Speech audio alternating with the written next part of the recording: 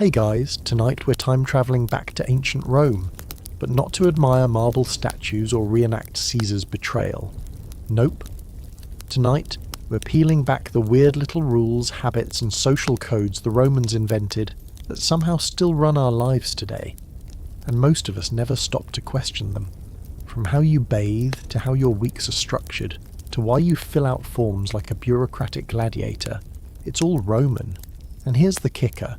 You probably won't survive this. Not because you're in danger, unless you're allergic to facts, but because by the end of tonight's journey you'll start seeing ancient Rome everywhere, and there's just no going back. No. So before you get comfortable, take a moment to like the video and subscribe, but only if you genuinely enjoy what I do here. Oh, and drop your city and time in the comments. I always love seeing where and when you're tuning in from. Now dim the lights, maybe turn on a fan for that soft background hum, and let's ease into tonight's journey together. You arrive in the heart of Rome, but not at the Forum or the Colosseum. Nah, you're dripping sweat in a public bathhouse, the kind that doubles as a gossip chamber, spa, and low-key political stage. The air is thick with steam and perfume. Somewhere between the Caldarium and the Frigidarium it hits you. This place feels weirdly familiar. You've been here before, not literally, but conceptually. Welcome to the origin story of your modern hygiene habits. You toss off your tunic and step into the warm pool, because in Rome, modesty is optional, but hygiene is non-negotiable. It's not just bathing, it's an entire ritual. First the oil massage, then the scraping, then the hot water soak, then the cold plunge. It's a system, it's a vibe, and it's still with us. Spas, Roman, gym locker rooms, basically Roman bathhouses with Bluetooth speakers, your morning shower routine. Just a faster, more solo version of what they were doing daily, minus the body oil and communal nudity. And here's the kicker. The Romans didn't even fully understand germs. They just felt like clean skin meant a clean soul. And while their hygiene habits didn't exactly prevent plagues, because, they also drank lead-tainted water, they left a lasting legacy. You know that unwritten social rule about showering before a first date or a job interview? Thank a Roman. But we've also inherited some of their more questionable ideas. For instance, the belief that cleanliness equals virtue. In Roman society, dirt was associated with poverty and barbarism, while fragrant oils and glistening skins screamed cultured citizen. So yeah, if you've ever felt personally attacked by a luxury soap ad, congratulations, you've been Romanized. You're reclining now, overhearing two senators half whispering about some scandal involving wine and embezzlement. This bathhouse is buzzing. It's not just for hygiene, it's for networking, gossip, shady backroom deals and maybe some low-key flirting. Kind of like Twitter with better acoustics. This wasn't just a bath, it was a power centre. And what do we have now? Networking in golf clubs, co-working spaces, even LinkedIn. Just colder, less steamy knockoffs of the Roman bath. Here's something wild. Some historians argue that the Roman obsession with public hygiene wasn't about health at all. It was a flex, a way to show dominance over nature. That daily scrubbing? Not because they feared bacteria, but because they feared appearing uncivilized. One open scholarly debate suggests that their overuse of scented oils and communal waters may have actually spread disease more than it prevented it. Imagine lathering up in the same oily pool as 30 other people and thinking you're cleaner than a Brita filter. And you haven't even visited the latrines yet. Oh, you will. But for now, you lie back in the tepidarium, letting the steam rise. You feel the tiled bench warming your back, and even though you're 2,000 years in the past, it all feels eerily present. You glance to your left. Some old guy is trimming his nails with a bronze blade. To your right, a teenager is adjusting his hairstyle with a hand mirror and muttering something about Caesar's new edict. In this moment, you realise the truth. Cleanliness wasn't just next to godliness, it was next to politics, beauty, class, and control. Even the architecture reflects this. Massive vaulted ceilings, imported marble floors, Hippocaust heating systems that make your modern apartment feel primitive. The engineering of these places was bonkers. The Romans piped water from aqueducts into their bathhouses, then drained it all out after use. Every tile and column said, "We are civilized, we are superior." And the irony? Much of this grandeur was state-funded. The government literally subsidized bath culture. And here we are, centuries later, still soaking in remnants of it. Spa day? Roman? Your gym's locker room showers? Roman. That strange social pressure to smell like eucalyptus before brunch. You guessed it. What they started as a ritual to purify and civilize the citizenry has morphed into something subtler today. We still judge people on scent, grooming, how together they look, and we rarely question why. It's not about bacteria, it's about being seen as with it.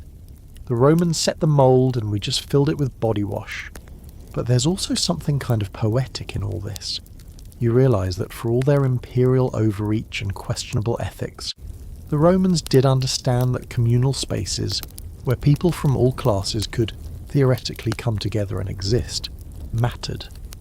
In a bathhouse, a baker could overhear a senator, a slave could spot a general. Boundaries blurred. The hot water equalised everyone, even if only for an hour. You rise from the bath, grab a rough linen towel and glance in a polished bronze mirror. You look ridiculous, but also kind of radiant. And under the layers of oil and sweat and citrusy aroma, you're beginning to see the truth. You're not just bathing, you're bathing like a Roman. And whether you like it or not, they're still in your bathroom. Ghosts of empire clinging to your conditioner bottle. You wake up the next morning still a little steamy from your imaginary bathhouse adventure, and reach for your phone. It's the 21st of the month. Feels random, right? Except it's not. Because now you're starting to notice it. How every square on your calendar, every reminder, every weird superstition about Friday the 13th or New Year's Eve, all of it has Roman fingerprints smeared across it like olive oil on marble. Your calendar isn't yours. It's Julius Caesar's. Let's back up. Before Caesar flexed his astronomical muscles, the Roman calendar was a total mess. Lunar-based, misaligned with the seasons, and so broken that politicians could literally insert or skip months to extend their terms. You can already smell the corruption. So in 46 BCE, Caesar, tired of planting crops in January snow and celebrating festivals during harvest, calls in some Egyptian math guys, probably with very serious robes and even more serious stargazing tools, and boom, the Julian calendar is born. 12 months, 365 and a quarter days, and a leap year system that worked. Sort of. You blink, and it's still the skeleton of the calendar hanging on your fridge. The one in your planner, the one that tells you when to pretend to be productive again after a long weekend. And here's the juicy part. July and August. They used to be called Quintilis and Sextilis, but Caesar renamed Quintilis after himself, Julius, obviously, and then Augustus, not to be outdone, claimed Sextilis. But that meant his month had only 30 days while Julius had 31, and that could not stand. So what did they do? They robbed February of a day and stuffed it into August, just so two emperors could have 31-day months back-to-back like celestial frat boys demanding equal screen time. That's why February still feels like the runt of the year. So yeah, the next time you're scrambling to pay rent on the last day of February and wondering why it always sneaks up on you, blame petty imperial ego. But the reach of this Roman time trap goes deeper. Take the names of the days of the week. The Romans assigned them to celestial bodies and gods. Luna for Monday, Mars for Tuesday, Mercury for Wednesday. You get the idea. Most of Europe still rolls with it, and even in English, we just did a Norse remix. Thursday is literally Thor's Day. You're living in a Marvel calendar because the Romans left the door open and the Vikings barged in with their hammers. You check your work calendar, Monday through Friday, stacked neatly in digital blocks. The 5-day grind and the 2-day gasp. That, too, echoes Roman rhythms. They used an 8-day week at one point, with a market day every 8th day. like a recurring Costco trip but in sandals. Eventually the 7-day week won out, thanks to the mingling of Roman civil timekeeping and Jewish religious tradition, and by the time Constantine was emperor, Sunday had been officially stamped as a day of rest. Emperor-approved leisure, kind of like PTO but with more incense. And let's not ignore the rituals. New Year's resolutions. Totally Roman.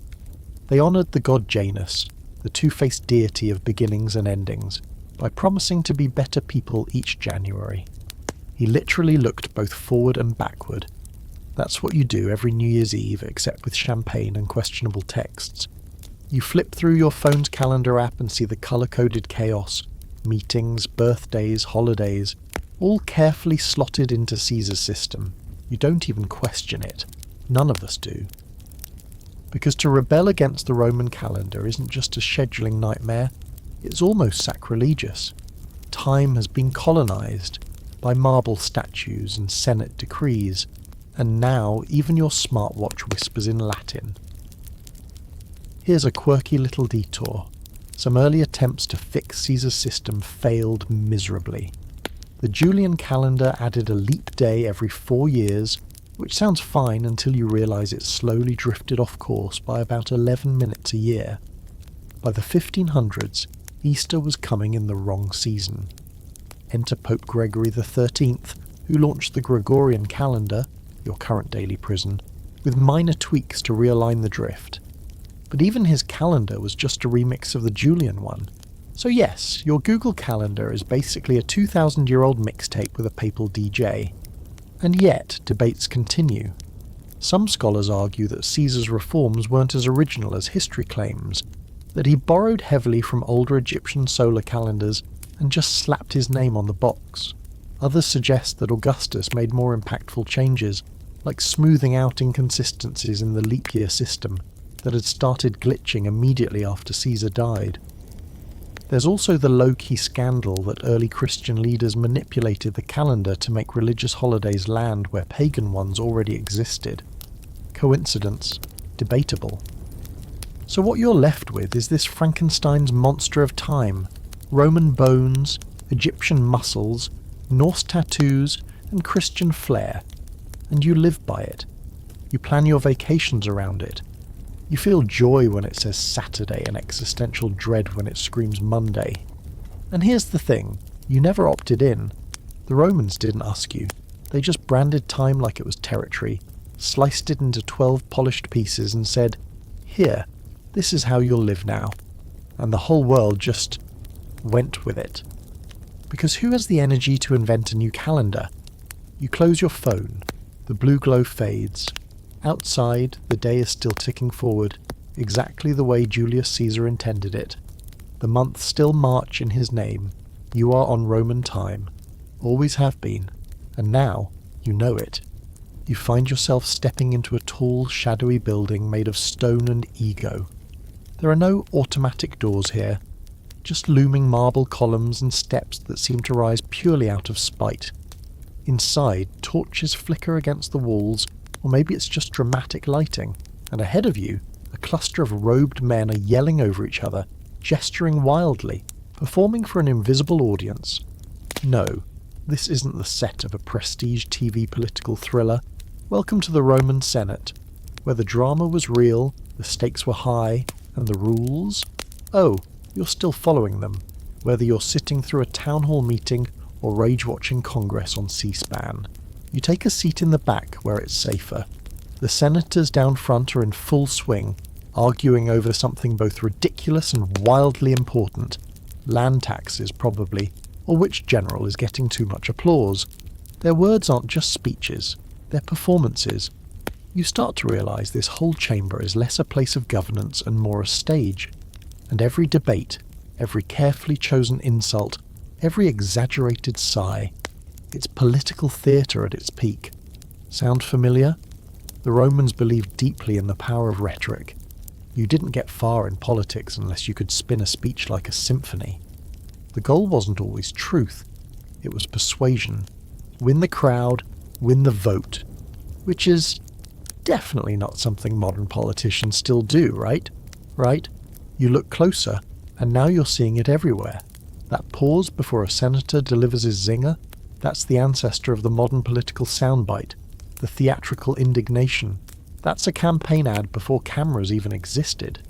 And those moments when they stop mid-rant to appeal to the glory of Rome, or the will of the people, that's branding, baby. Ancient, oily, Latin-flavoured branding. And here's the part where your brain gets itchy. The Roman Republic's structure, the Senate, the consuls, the checks and balances, was one of the original blueprints for the United States government. The founding fathers were Roman fanboys. They read Cicero like some people read comics. So when they designed the US Constitution, they borrowed liberally from the Roman model: separation of powers, term limits, vetoes, the idea of a republic over monarchy. George Washington even got compared to Cincinnatus, the Roman farmer general who gave up power willingly. That myth was pushed hard to make him seem more noble, even though Washington also really liked being in charge. But here's the twist. The Roman Senate wasn't democratic. Not really. Only a tiny slice of the population, wealthy male landowners, got to play the game. And even then, it was riddled with backroom deals, nepotism, and outright bribery. Elections were less free choice and more who bought the most amphorae of wine for the crowd. So when you see modern politics swamped with lobbying, super PACs, and fundraising dinners, just remember, it's not broken, it's Roman. You lean in as one senator stands up, voice booming through the hall. He's calling out corruption in the provinces, accusing another senator's cousin of skimming funds meant for aqueduct repairs. The crowd murmurs. One senator rolls his eyes so hard you hear it. This guy just built his entire persona on fighting for the people, but really he's just repositioning for a consul bid next spring. Sound familiar? Campaign strategy, 44 BCE edition, and you start to see the roles forming. The firebrand populace stirring up plebs in the back. The quiet, calculating one who speaks only to dismantle someone else's proposal. The elder statesman quoting ancient laws no one else actually reads. They're all here. These archetypes haven't died. They've just switched out togas for tailored suits and taken their drama to television. Here's a quirky nugget. The Senate would sometimes hold debates not in the Curia, but in temples, literally to make senators behave better because theoretically they'd be too embarrassed to lie in front of the gods. Yeah, that didn't work. But it does raise the question, should we start holding congressional hearings in churches just to see what happens? Now let's talk about the elephant in the chamber, or maybe the dictator in the room, because for all its republican posturing, the Roman Senate ultimately paved the way for empire. It enabled the rise of Julius Caesar, who became dictator for life before being stabbed a shocking 23 times by his fellow senators. Why? Because they feared he was killing the Republic, but the irony, they killed the Republic for real by doing it. After Caesar's death, the Senate never really bounced back. Enter Augustus, first emperor, master propagandist, and subtle power thief. He kept the Senate around for show, but make no mistake, the real control had shifted. And here's where modern echoes get louder. The idea of a government that pretends to be run by the people but is really operated by a select few, that's not new. It's ancient. Rome learned how to maintain the illusion of democracy while keeping power safely tucked into imperial pockets. Bread, circuses, and very convincing speeches. There's still debate among scholars today about whether the Roman Senate ever truly represented its people, or if it was always just an elite club with fancy acoustics. Some argue that during the Republic's early days, there were real moments of civic engagement and progress. Others say the entire thing was a pageant for the wealthy to squabble while pretending to care, kind of like a modern debate stage, just with more statues and fewer microphones. You watch as the session ends. The senators file out, still muttering, some slapping each other on the back, others glaring daggers. Nothing is resolved, no laws passed, just posturing and alliances, schemes behind half smiles, all under the gold-plated banner of duty to the Republic. And then it hits you. How many meetings have you sat through that felt exactly like this? How many press conferences, campaign events, or televised debates are just new spins on this same tired script. You step outside into the fading Roman sunlight, past the marble columns and carved Latin slogans. The world has changed, sure, but not the performance, not the rules. Politics is still theatre, and the Roman Senate is still playing, just with a bigger audience. You're at a bookstore, or maybe a coffee shop with too many books on display. Either way, you pick up a hardcover and flip through it. It's a law textbook, or maybe a liturgical pamphlet, and right there in the middle of all that dry authoritative prose, Latin, italicized, ancient and absolutely refusing to die. You squint. Habeas corpus, de facto, etc., pro bono, subpoena, it's everywhere, like a whisper from an empire that refuses to shut up. Let's be real, you don't speak Latin. Most people don't. Not even the Pope talks it outside official Vatican paperwork. And yet, you've probably muttered vice versa, or read Carpe Diem on some motivational mug. Latin is the zombie language of Western civilization. Officially dead, but still crawling through your legal system, school mottos, scientific classifications, and every pretentious debate club speech ever given. Why? Because Rome didn't just conquer land, it conquered language, and Latin was the operating system of empire. You travel back in time again, not in a flashy sci-fi way, just a casual slide into the past, and you're walking through a Roman street. People are shouting in Latin, but not the stiff kind you hear in Sunday Mass. This is street Latin, vulgar Latin. It's fast, slangy, alive. Someone's cursing at a donkey, another guy's haggling over fish prices, and some graffiti on the wall says something about Flovia being hotter than Vulcan's forge. It's messy and beautiful, and it sounds weirdly close to Italian, Spanish and French. That's because Latin didn't die. It just splintered. As the empire fractured and regions went their own way, the language mutated.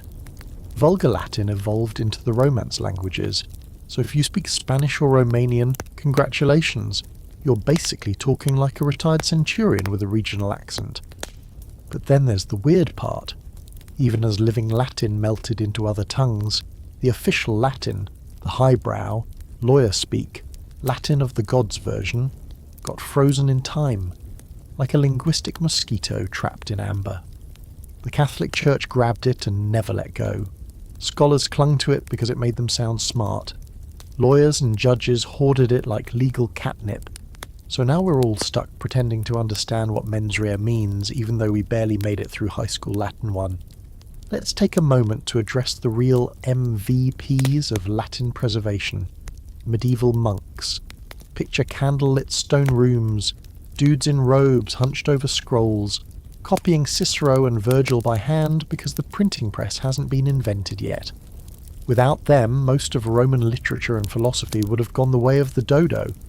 But because of their obsessive scribbling, Latin stayed alive in a weird academic afterlife. You're welcome, Western civilization. And Latin didn't just camp out in monasteries, it infiltrated science. You crack open a biology textbook and suddenly it's all Homo sapiens, Canis lupus, Panthera leo. Carl Linnaeus, the Swedish botanist who loved naming things more than anything else, used Latin to build the entire system of binomial nomenclature. And here's the kicker. He chose Latin because it was a dead language. Dead things don't change. That made it perfect for eternal species names. Then there's the law, oh boy. Walk into a courtroom and you're stepping into a Roman fan convention. Subpoena meaning under penalty. Amicus curiae, friend of the court. Prima facie, at first appearance. The entire legal world is basically just Latin cosplay. And don't even get started on constitutional law, soaked in Roman ideas of justice, rights, and citizenhood. If you've ever watched a legal drama and thought, wow, this feels unnecessarily complicated, congratulations, you're experiencing the Roman tradition firsthand. But why do we still do this?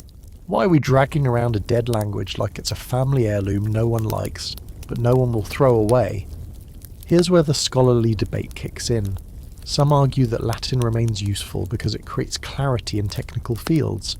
Like, when a judge in Tokyo says habeas corpus and a lawyer in Paris hears the same phrase, They know exactly what it means. Universal nerd code. Others argue it's all just elitist gatekeeping, a way to make things feel more legitimate or intimidating. Like, would anyone take a legal ruling seriously if it ended with oopsie daisy instead of res ipsa loquitur? Quirky fact. Latin was so deeply embedded in European education that even up until the 19th century, students across the continent would literally speak it to one another in class, no matter what country they were in. Latin was the original universal language, long before English stole the show, and if you think Latin's just stuck in textbooks and courtrooms, think again. Ever read the Harry Potter spells? Expelliarmus, Lumos, Nox. That's J.K. Rowling dusting off her Latin roots and giving wizards a grammar lesson. Even NASA uses Latin mottos. Ever heard ad astra per aspera? To the stars through difficulty. Sounds way cooler than try hard and hope for the best. And let's not forget the church. If you've ever been to a Catholic mass in Latin, or accidentally stumbled into a Latin prayer on YouTube at 3 a.m, you know that this language still has a grip on the sacred.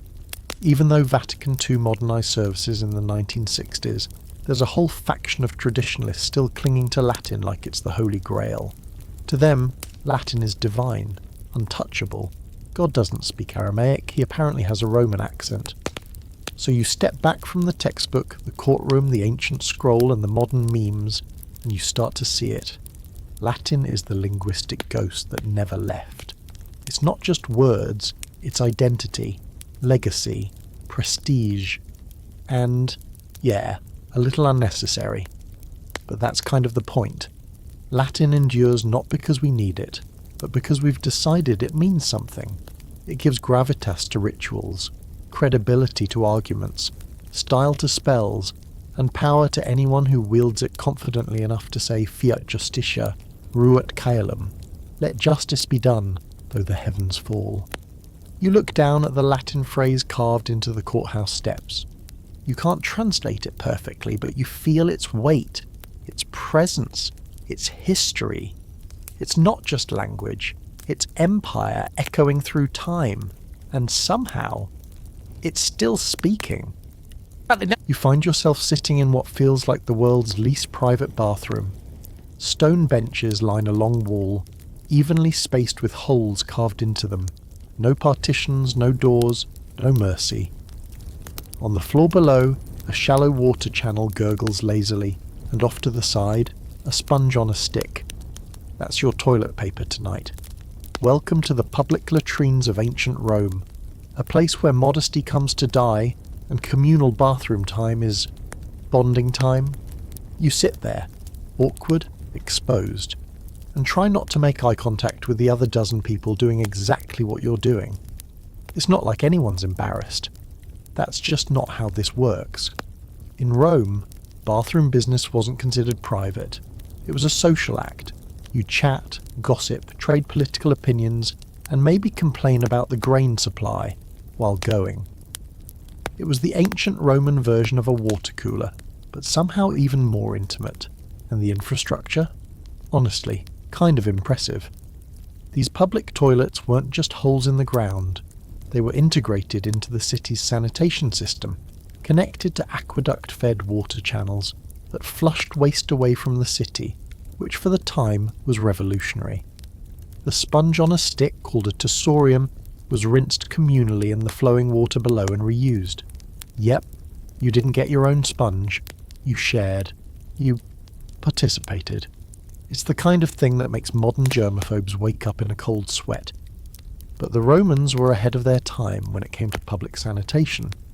They figured out that running water, not stagnant pits, kept cities cleaner. Sure, they didn't fully understand bacteria, but they knew dirty water made people sick. So they built vast underground sewer systems like the Cloaca Maxima, which is somehow both a sewage system and a metal band name, and made public toilets a fixture in urban planning. It wasn't just about hygiene, it was civic order. A clean city was a civilized city. So where do we still see Rome's influence? Well, let's start with the most obvious. Public restrooms. Yes, they've evolved. Yes, there are walls now, thank every deity ever.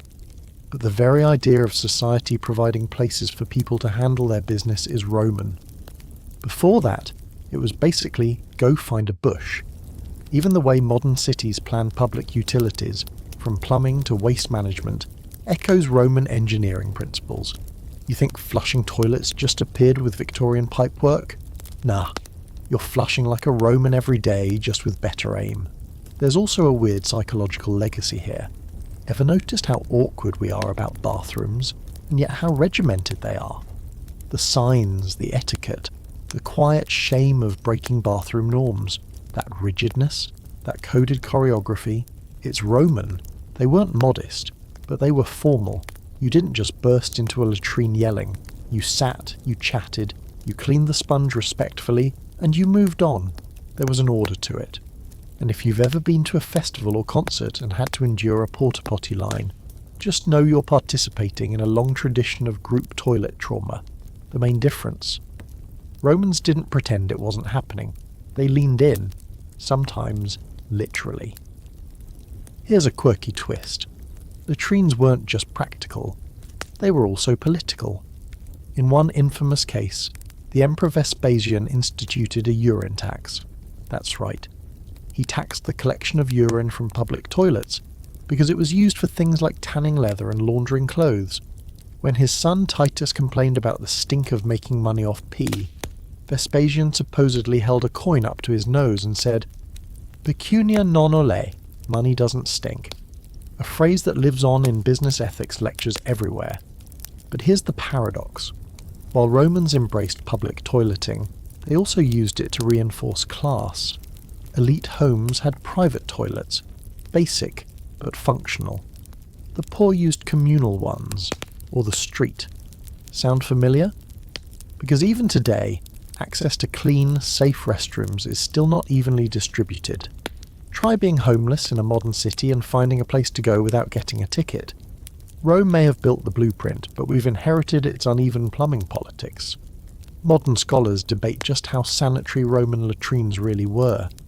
Some argue that despite the flowing water, communal sponges and close quarters probably spread more disease than they prevented. Others believed the system was remarkably effective for the era, especially compared to the raw horror of medieval chamber pots being dumped out of windows. The truth probably lies somewhere in between. Innovative, yes, but not exactly sterile. And then there's the unspoken connection between toilets and social control. The Romans believed deeply in civic virtue, that a functioning, ordered society was sacred. Toilets weren't just about biology, they were about reminding everyone that they were part of a system. You might be defecating, but you were doing it together, as citizens. You glance around the latrine again. The guy next to you is talking about a senator's mistress. Another across the way is sketching something in the dust with his sandal. Someone cracks a joke about Gauls. This isn't just a bathroom, it's a forum. A living, awkward, slightly smelly forum. And you realise that maybe the real legacy of Roman toilets isn't the sponge or the stone bench. It's the idea that no part of life, not even the gross parts, are beyond civic structure. Everything can be organised, improved, standardised, even if it involves communal wiping tools. So the next time you lock a stall door and savour that sweet solitude, just know you're breaking thousands of years of Roman tradition. You're choosing privacy over participation, and honestly, good for you. But also, kind of a shame. You'll never know what kind of hot gossip you're missing in the group latrine. You're walking along a quiet suburban street, well-paved, evenly spaced sidewalks, everything aligned like a spreadsheet in asphalt. GPS chirps from your phone, confidently rerouting you after a missed turn, and without realising it, you're gliding along one of the oldest, most persistent rules from ancient Rome, the idea that all roads should go somewhere, specifically to you, because you're not just following a path, you're walking the ghost of the Via Appia. Rome didn't invent roads, technically, but they perfected them the same way they perfected conquest, brutally, efficiently, and with zero patience for obstacles. The Romans treated road building like an art form and a military strategy rolled into one. Their roads didn't meander, they sliced through the landscape like they had somewhere better to be. Forest. Cut it. Swamp, drain it. Mountain, drill it. Their favourite shape was a straight line, and they'd move heaven and earth to make it happen. The Via Appia, one of the oldest Roman roads, was started in 312 BCE. It connected Rome to the southern city of Brundisium, modern Brindisi, and its nickname? Regina Viarum, the Queen of Roads. That's not modesty, that's Roman swagger, and you can still walk on parts of it today. Flagstones worn smooth by centuries of sandals, hooves, wheels, and now confused tourists in rented sneakers. You're walking now, not in Italy, but through your neighbourhood, and suddenly you start to see it. The grid pattern, the intersections, the logic. Roman cities were organised with almost obsessive precision. Two main streets, the Cardo and the Decumanus, intersected at the Forum, and the rest of the streets rippled outward in calculated lines. That model, planned streets, zones, transportation infrastructure, became the standard for city planning for centuries. Every time you've cursed a confusing street layout, it's probably because someone didn't follow the Roman model. Even the phrase, "all roads lead to Rome," not poetic exaggeration, it was a real policy. The Romans built a 250,000-mile network of roads across the empire, and about 50,000 of those miles were stone-paved highways. Why? Not for tourism, for military dominance. The roads ensured that Roman legions could move swiftly, efficiently, and predictably to any point in the empire. They were arteries for power, and if that sounds familiar, like the interstate highway system or major rail networks, it should. And here's where it gets extra wild. Many of those Roman roads are still in use today. Some modern European roads literally follow the exact path of ancient Roman ones, just layered with more asphalt and fewer sandals. The engineering was that good. They used multiple layers: gravel, stone, lime mortar, crushed rock, and topped it all off with flat paving stones that could last for centuries. Meanwhile, your local pothole has been under repair since 2018. Now pause a moment and think about how obsessed we still are with the road structure. GPS apps still rely on grid layouts. Civil engineers use Roman techniques when designing drainage beneath roads. And highway rest stops. They're the evolution of Roman mansions, government-run lodgings along the roads where travellers could rest, eat, and swap horses. Rest areas didn't come out of nowhere. They came from empire. Here's a weird little twist. The Romans also invented traffic control. In Pompeii, archaeologists found ruts in the streets that show how cartwheels had to fit specific widths. Basically, an early form of lane control. There were even raised stepping stones to let pedestrians cross the street without stepping in filth, which doubled as impromptu speed bumps for fast-moving carts. You're chuckling now, because yes, the Romans invented both sidewalks and the equivalent of a crosswalk. We haven't improved so much as dressed it in neon paint. One scholarly debate still circles around whether the road network was more beneficial to trade or military. Some say it was strictly about control, fast-moving troops, easy access to border regions, squash rebellions before they fester. Others argue the roads were economic highways first, used by merchants and travellers to tie the empire together through commerce. Realistically, it was both. Like a dual carriageway of power and profit. And either way, the legacy stuck. Because even today, your infrastructure is a power structure. The places with better roads, better public transport, smoother commutes, they flourish. The ones without, they lag behind. That Roman rule still plays out in asphalt and silence. But beyond the logistics, there's something oddly comforting about the Roman road. It's built with permanence in mind. It wasn't made for the next year. It was made for the next century. The idea that humans could create something solid, enduring and directional, a path you could trust, a line you could follow across mountains and borders, that's kind of beautiful, isn't it? So now you're driving on the freeway, and the lanes stretch ahead in clean lines. Signs point in every direction. There's order, movement, and a low hum of collective purpose. You're part of the system. You're a modern traveller, on Roman terms. And the moment you hit that section of roadwork and curse under your breath, remember, even the Romans had to fix potholes. They called them viae ruptae, broken roads. They patched them up with stones and grit, just like your city does, only with more togas and fewer union disputes. So yeah, you're still on Roman roads. You never left. And until someone builds a teleportation grid, you're going to keep walking, driving, and rerouting through the ghost lanes of empire. You're standing in front of a building you've walked past 100 times without thinking. It could be a courthouse, a museum, a bank, a university. Doesn't matter. The facade is the same. Massive columns stretching up like stone trees, a triangular pediment looming overhead, steps that seem deliberately dramatic. It's clean, symmetrical, intimidating in that we take ourselves very seriously kind of way. And suddenly you realise you've seen this before. Not here, not in your city, in Rome. You're looking at a modern building dressed in Roman cosplay. And it's not just aesthetics, it's architecture as ideology.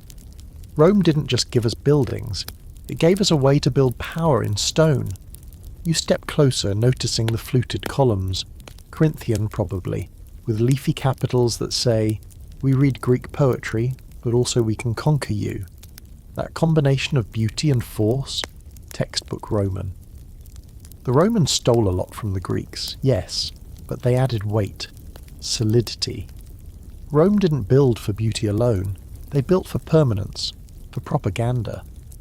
When Rome built a building, it wasn't just meant to function, it was meant to impress, intimidate, and outlast everyone involved. And boy, did it. Start with the arch, one of Rome's signature moves. They didn't invent it, but they industrialized it. Arches allowed them to build wider, taller, stronger structures using less material. It's how they created those sprawling aqueducts that still stretch across the countryside. And the Pantheon? That massive dome is still one of the largest unreinforced concrete domes in the world. Built in 126 CE. Let that sink in the next time you see a stadium with a leaking roof 2 years after construction. You look up at the dome of your local Capitol building and think, yep, Roman. You pass through a colonnade of your city's central bank and think, also Roman. You scroll through Instagram and see a wedding at a neoclassical church with marble pillars, and yep, still Roman. It's like the empire never really fell, it just got into real estate. But the real power of Roman architecture wasn't just the materials or the math, it was the messaging. They used architecture to say, we are eternal, we are civilized, we are better than you. Temples, forums, baths, basilicas, all of them were statements. Even the word basilica, which now means church, started as a Roman law court. A place of judgment and authority, later repackaged into divine authority when Christianity took over the lease. So how did we end up borrowing all of this? Blame the Enlightenment, blame the Renaissance, blame Thomas Jefferson. The West fell hard for classical architecture. After the fall of Rome, medieval Europe went full Gothic, pointed arches, spires, flying buttresses. But then came the Renaissance, and with it, a rediscovery of Roman aesthetics. Suddenly everyone wanted symmetry, domes, columns, and balance again. It was like the empire had a comeback tour, but through marble facades. And when the United States came along, oh, they ate it up. Jefferson, Adams and company were basically Rome stands. The Capitol building, direct homage to the Pantheon.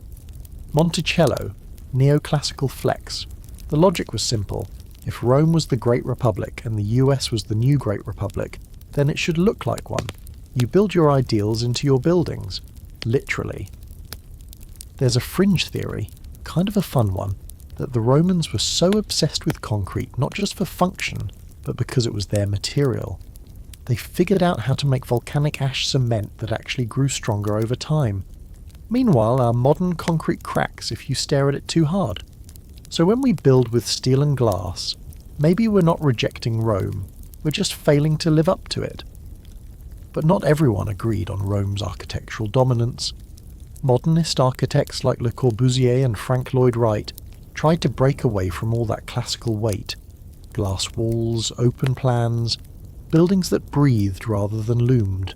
And yet, even today, when you want a building to feel important, you slap a couple of columns on it and call it a day. Rome always wins. So here's the debate. Is this architectural tradition timeless? Or are we just stuck in an imperial nostalgia loop? Some scholars argue we should have moved on centuries ago, that Roman design is inherently hierarchical, imposing, rigid. Others say it still works because it speaks to something universal: order, stability, the drama of stone and space. Why else would dictators and democracies alike use Roman styles for their buildings? You walk through the echoing lobby of a courthouse. The ceilings are high, the marble is polished, your footsteps bounce back to you. It feels solemn, almost sacred. That's not an accident, that's Rome. It's telling you to shut up and behave because law lives here. Whether or not it's fair, that's a different question. But the architecture already made you feel small, and that's the real power. Roman architecture doesn't just give shelter, it shapes emotion, it tells stories, it puts you in your place. You don't just enter a building, you enter an idea, a worldview, a silent flex of columns and domes that say, this matters. And as you step back out into the sunlight, past the stone lions and carved Latin inscriptions, you understand the rule. If you want people to believe something is powerful, sacred, or eternal, don't argue. Just build it to look Roman. You're standing in line at the DMV questioning every choice that's ever led you here. The fluorescent lights hum like they've been doing it since the dawn of time. The person in front of you is filling out a form with the urgency of a glacier, and somewhere down the hall you hear the soft, cruel laughter of a printer jamming. And in this moment of civil despair, it hits you. You're not just waiting.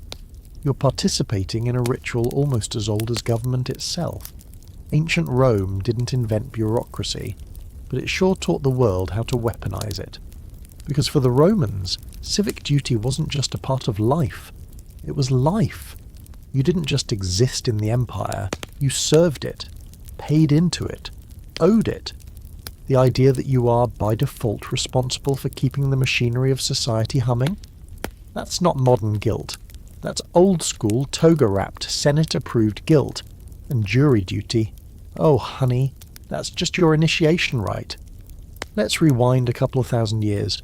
You're a Roman citizen, male, probably wealthy-ish. Because let's be honest, the system wasn't built for inclusivity, and your status isn't just about privilege, it's about obligation. You vote in assemblies, you show up to court, and when summoned you do your civic time, whether that's serving in the military, joining a council, or making decisions in a trial. You're expected to know the laws, attend the speeches, keep an eye on public morality, and above all not mess it up for everyone else. It's not just duty, it's virtue.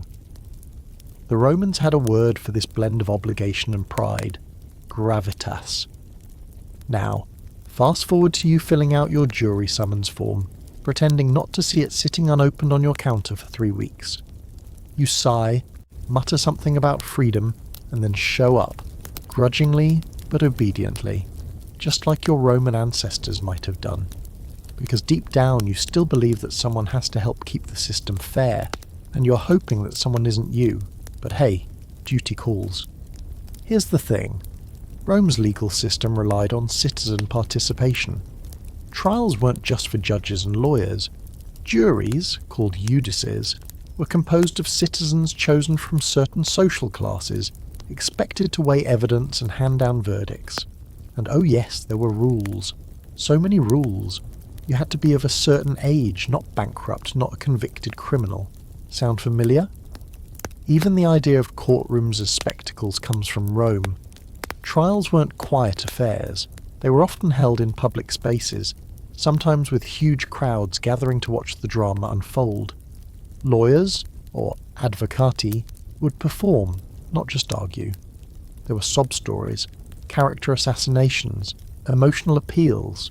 You weren't just convincing the jury, you were playing to the crowd. It's all one step away from courtroom TV, minus the commercial breaks and dramatically spilled coffee. Here's a quirky twist. Some Roman juries were enormous. think 75 or even 100 people, partly for fairness, partly for intimidation, and some trials lasted days, with speeches that went on for hours. If you've ever found yourself stuck in a long meandering deposition, know that Cicero once gave a courtroom speech that took 4 whole days to deliver. That man weaponized eloquence like it was a siege engine, but civic duty went beyond the courtroom. Public office, even in its lowest form, was expected of any respectable Roman male. Positions like quaestor, aedile, or praetor weren't just political stepping stones. They were chores dressed in prestige. You managed finances, roads, grain supplies, games, and the kicker? In many cases you had to fund these things yourself. There was no salary. So yes, you had to pay for the privilege of doing your civic duty. That's how much Romans believed in service, or maybe how much they feared social shaming if they didn't. This brings us to a scholarly debate still going strong. Was Roman civic engagement genuine public spirit, or was it elite performance? Some argue the Republic encouraged real participation from its citizens, especially in its early days. Others say it was more about public image, doing your duty so you wouldn't be seen as a leech, or, worse, un-Roman. Either way, the result was a culture where civic responsibility was baked into your identity like oregano into pizza crust. And that cultural echo? It didn't die with the empire. Modern republics, especially those inspired by Rome, looking at you, America, carried the tradition forward. Civic responsibility, voting, serving on juries, participating in public life, was framed not as an annoying obligation, but as a sacred inheritance. You weren't just a person, you were a citizen. And with that came the expectation that you would occasionally suffer through paperwork, public meetings, and yes, sitting in a jury box while someone argues over a fence dispute with the passion of a Shakespearean monologue. So the next time you're in a community meeting where someone won't stop talking about sidewalk width, or you're watching a candidate debate that makes your soul peel back from your body, remember, Rome built this. Not the exact mess, but the structure, the bones of duty, involvement, process, participation. You can ignore it for a while, but eventually it'll come knocking, probably in the form of a mailed notice with the words "Your presence is required," and you'll go. Maybe because you have to, maybe because in some weird ancient corner of your heart you want to. Because you believe, just a little, that showing up makes the whole thing work. That democracy, republics, societies only survive if someone shows up to help carry the weight. The Romans understood that, even if they did it in sandals and yelled a lot more while doing it. You're staring at your paycheck, not the nice part with your name and the number that almost covers your rent. The other part, the stub, the chunk that lists the deductions, the mysterious acronyms, the taxes that seem to shrink your soul with every glance. You sigh, flip it over like maybe the backside will offer comfort. It doesn't. It just whispers, Rome did this to you. Because yeah, taxes, those dreaded, dusty, inevitable weights dragging down every adult paycheck. We complain, we delay, we grumble through our tax software and swear we'll get organised next year. But the thing no one tells you? This is vintage Rome. You're not just paying taxes, you're participating in a tradition that's been giving people ulcers for over 2,000 years. See, the Romans didn't start out tax-crazed. In the earliest days of the Republic, taxes were simple. You were counted in a census and paid based on your wealth, land, and assets. But as Rome grew, sprawled really, so did the need to extract money from its ever-expanding empire. Soldiers didn't arm themselves, roads didn't pave themselves, emperors didn't build gold-plated pleasure palaces out of vibes. Someone had to fund the madness. And that someone? You? Well, ancient you. By the late Republic, Rome had perfected the art of squeezing coin out of people. They didn't just tax citizens, they taxed conquered peoples, provinces, foreign traders, basically anyone breathing within reach of Roman influence. The tax collectors, called publicani, were technically private contractors. Think IRS meets bounty hunter. Their job was to prepay the government a chunk of expected tax revenue and then collect it. plus whatever extra they wanted to skim off the top. And yes, this went exactly as poorly as you think. The corruption was so bad it became a recurring scandal. Cicero, everyone's favourite insufferable orator, actually tried to reform tax collection policies in the provinces because the publicani were so loathed they made invading armies look like welcome guests. People would rather deal with a marching legion than a smug guy with a wax tablet demanding 10% of your olives and goats, and the taxes themselves. Wildly creative. Land taxes, inheritance taxes, customs duties, tolls, and even taxes on manumitting your slaves. Some emperors went further.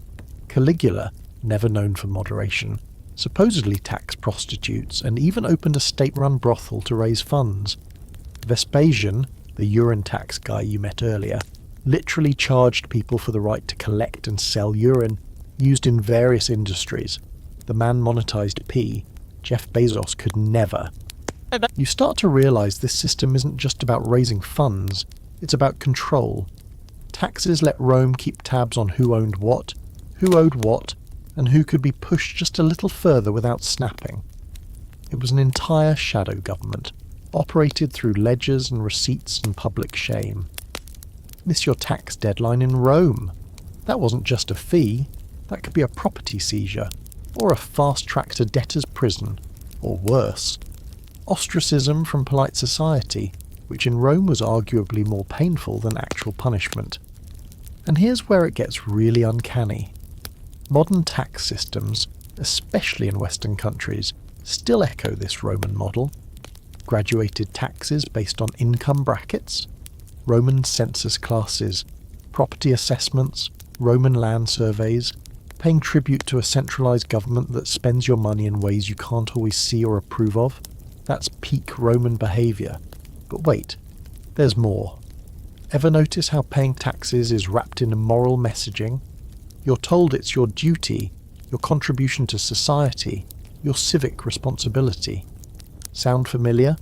That's not just PR, that's Roman ideology, repackaged. In Rome, paying taxes was a sign of belonging, of citizenship, of participating in the glory of the empire. Sure, you could complain, but not too loudly. Because if you didn't pay, you weren't just a delinquent, you were un-Roman. There's an ongoing scholarly debate about how efficient the Roman tax system actually was.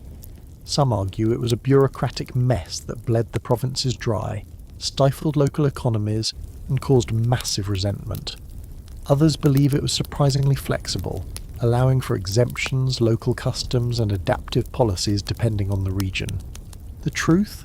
Probably somewhere in between. Like a game of bureaucratic Jenga, somehow still standing even as everyone knew it shouldn't. Here's a quirky detail. The Romans loved stamping their taxes into stone. Like, literally. They'd carve tax laws, rates, exemptions, and policies onto stone slabs and display them in public forums. Imagine walking into your local town square and reading Eros Code 458b3, chiselled into a 10-foot monolith. Now that's transparency, or trauma, one of the two, and the connection between taxes and military funding. Oh, it was tight. Rome's war machine thrived on tax revenue.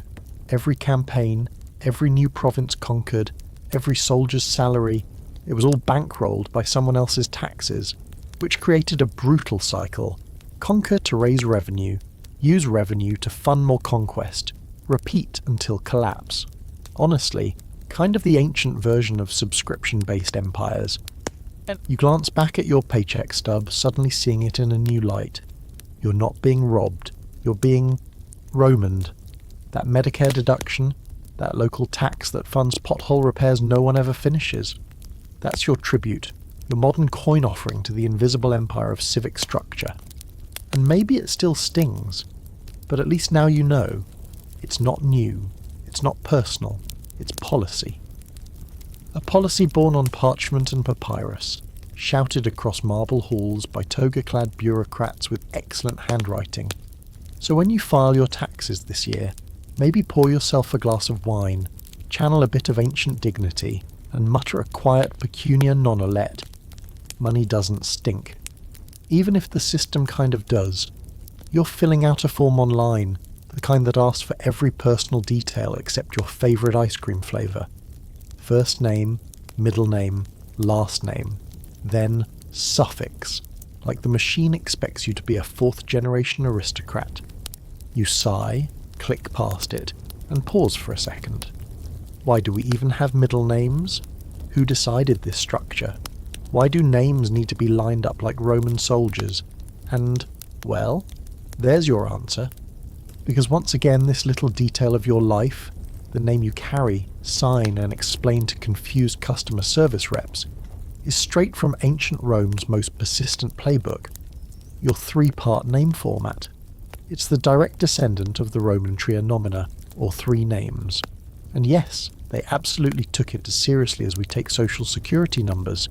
You blink, and suddenly you're not at your desk. You're in the middle of the Roman Forum, and someone just introduced himself with full swagger. Gaius Julius Caesar. Not Gaius to his friends, not Mr. Caesar to his enemies. All three names dropped like a verbal power flex, because each one meant something. Each name was a thread in the identity web that told everyone exactly who you were, where you came from, and why you mattered. So here's the breakdown. Praenomen, the given name, usually something short and recycled within families. Think Gaius, Marcus, or Lucius, the Roman version of John, Mike, or every guy you've ever met at a cookout. Then the nomen, which indicated your genes, your clan or extended family group. That's where Julius comes in. The gens Julia was an old patrician family, and your nomen tied you to that proud, possibly fictional Trojan ancestry. Then came the cognomen, originally a nickname or descriptor that eventually became hereditary. Caesar started as a quirky label. Maybe it meant hairy, maybe cut from the womb, depending on which ancient historian you trust, but it stuck. And once someone like Gaius Julius Caesar made it famous, it became a brand, an identity, an empire in one word. And here's the fun part. As Rome got more complex, so did names. You think having a middle name is annoying? Try being Publius Cornelius Scipio Africanus Aemilianus. That's 6 names. Some had more. Adopted sons sometimes added their adoptive father's name to their own in honour, plus an agnomen to reflect military victories. It was less of a name and more of a verbal resume. Now you might be thinking, cool history lesson, but we don't do that anymore. Except, we kind of do. Your last name, that's your nomen, your family, your tribe. Your first name is the praenomen, and your middle name, even if it's just Anne or James or something your parents never really explained, that's the whisper of a Roman cognomen still echoing through time. In fact, middle names in modern Western society became common, partly because of Roman influence, revived during the Renaissance when everyone got weirdly into classical stuff again. By the 18th and 19th centuries, having a middle name was seen as a sign of status and education, especially in the English-speaking world, where people were already busy naming children after grandfathers, saints and monarchs. So why not squeeze in another label? After all, Caesar did it. You ever notice how political figures almost always use all 3 names? John Fitzgerald Kennedy, Franklin Delano Roosevelt, William Jefferson Clinton. That's no accident. There's something about a 3-part name that commands authority. It rolls off the tongue like a declaration. It says, I'm important, I'm remembered, I matter. It's Roman marketing, still being used in campaign ads and history textbooks. Here's a quirky little twist. In ancient Rome, women didn't get full tria nomina. They were typically named after their father's nomen, like Julia, for a daughter of Julius, or Claudia, for a daughter of Claudius. If a family had more than one daughter, they'd just slap on major and minor, or number them. Imagine being named Julia II. Not great for individuality, but great for reminding everyone you're a property of a political lineage. Unsurprisingly, this naming convention didn't age well, and women in modern societies now enjoy the full buffet of naming rights. There's also a low-key debate among scholars about just how rigid these name structures really were, especially for the lower classes and freed slaves. Some inscriptions show that people mixed and matched names depending on their situation, taking on their former master's name after manumission, or crafting an identity that helped them climb socially. Which sounds exactly like people today changing surnames, hyphenating or adopting stage names. You think the influencer who changed her name from Jennifer Smith to Jenna Lux is doing something new? Please! The Romans had name glow-ups figured out before TikTok even dreamed of existing, and naming still carries the same weight today. Family names tie you to heritage. Middle names often honour someone, a grandparent, a cultural icon, a character from a novel your mum loved in college. There are rules, traditions, superstitions. Some cultures delay naming a baby until a certain ceremony. Others pour their identity into the meaning of each syllable. But whether your name is 2 parts, 3 parts, or 7 syllables long and totally unpronounceable at Starbucks, you're part of a human tradition that Rome standardized. The belief that names are more than labels. They're legacy. You stare again at that online form. First, middle, last. You type them in, autopilot. But now you see it. Every time you introduce yourself, sign your name, or see it etched on a certificate or ID, you're echoing the same rhythm the Romans used to organize their society. You're 1 part yourself, 1 part your family, and 1 part a civilization that believed deeply in the power of a name. So go ahead, own it. Whether your name is common or weird, long or short, legally changed or inherited, it's not just yours. It's history on your birth certificate. You're on the 3rd floor of some city building, holding a clipboard and waiting for someone to approve something you're not even sure needs approving. The room smells like stale printer ink and passive aggression. There's a laminated sign telling you to take a number, even though there's only 1 person ahead of you. A bell dings somewhere. Someone sighs. You look down at the paper in your hands. It's Form B17, Revision 6A. You don't know what happened to 6B, and as your brain begins to liquefy under fluorescent lights, a realization blooms. Rome built this. This is the true Colosseum, not of blood sport, but of bureaucracy. Layered, slow, maddening, and weirdly eternal. You didn't invent paperwork hell, you just inherited it. Direct from the Romans, who took organisational overkill and turned it into a governing philosophy. The Romans were obsessed with systems. They didn't just run an empire, they logged it, categorised it, documented it in triplicate. Census records, tax rolls, grain inventories, military rosters, citizen registries, legal scrolls, slave ledgers. Everything was written down, filed, tracked. And the tool of choice? A wax tablet and stylus, the original clipboard of doom. Picture it. A Roman clerk, hunched over a wooden desk surrounded by scrolls, dipping his stylus into wax to update records on a shipload of Sicilian wheat.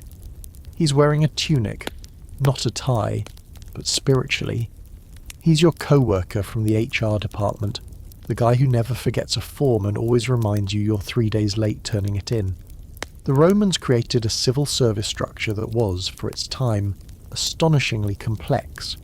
From town scribes to provincial governors, from census takers to financial officers, Rome ran its empire not just with legions, but with legions of administrators. And those administrators needed rules, layers, chains of command, stamp-happy workflows, a whole ecosystem of control that made sure no one built a bathhouse, declared a marriage, or died without at least some documentation. And this wasn't just about order, it was about power. The more the state knew, the more it could control. Bureaucracy became a form of surveillance. You might not be watched with cameras, but your name was inked into scrolls in some archive room in Rome. Your taxes were noted, your property recorded, your voting eligibility confirmed or denied. You were real because you were filed. Fast forward a couple millennia, and you're sitting in a modern government office being told you can't apply for a permit because you forgot to initial a tiny box on page 4. It's not just annoying, it's Roman. We're still following the ancient logic. Trust the form, not the person. Create a system so dense it becomes self-justifying. If the process doesn't make sense, it must be you that's confused, not the process. The process is sacred, and this extends beyond government. Ever worked in a big company, a university, a hospital? Congratulations, you've encountered modern bureaucratic Rome. Departmental silos? Roman. Approval chains 6 people deep? Roman. Needing permission to move a chair 3 feet to the left? You guessed it, so very Roman. There's a quirky fact that Roman soldiers were often required to carry a written record of their service, a sort of ancient DD-214. It documented everything: ranks held, time served, battles fought. When they retired, they'd present it to claim land, pay, or citizenship rights. In other words, no paperwork, no pension. Just like today. Even Roman engineers had to work within bureaucratic structures. You didn't just build an aqueduct because you had a good idea and a shovel. You needed approvals, plans submitted to magistrates, funding allocation, oversight. Rome was a machine, and it didn't tolerate rogue creativity. Innovation had to pass through channels, and we still live inside those channels. We apply, we renew, we wait. You want a passport? Fill out 6 forms, get your photo taken, wait 4 to 6 weeks. Want to start a business? Get a permit, submit your tax ID, pass an inspection, pay a fee, wait 3 more weeks. All of this can be traced back to the Roman idea that systems outlast people, and so people must serve the system. Modern scholars debate just how efficient Roman bureaucracy really was. Some say it was bloated and full of corruption, slaves doing the work while aristocrats took the credit. Others argue that for its size and scope, the empire's administrative structure was shockingly effective. It kept a vast multicultural empire functioning for centuries. That's no small feat, especially when your fastest delivery method is a sweaty guy on horseback with a scroll tucked in his belt. And here's the paradox. Rome's bureaucracy didn't collapse because it got too complicated. It collapsed when it stopped working, when the records stopped matching reality, when officials pocketed taxes instead of recording them, when communication between provinces slowed and supply chains broke down. The system didn't fail because it was too big.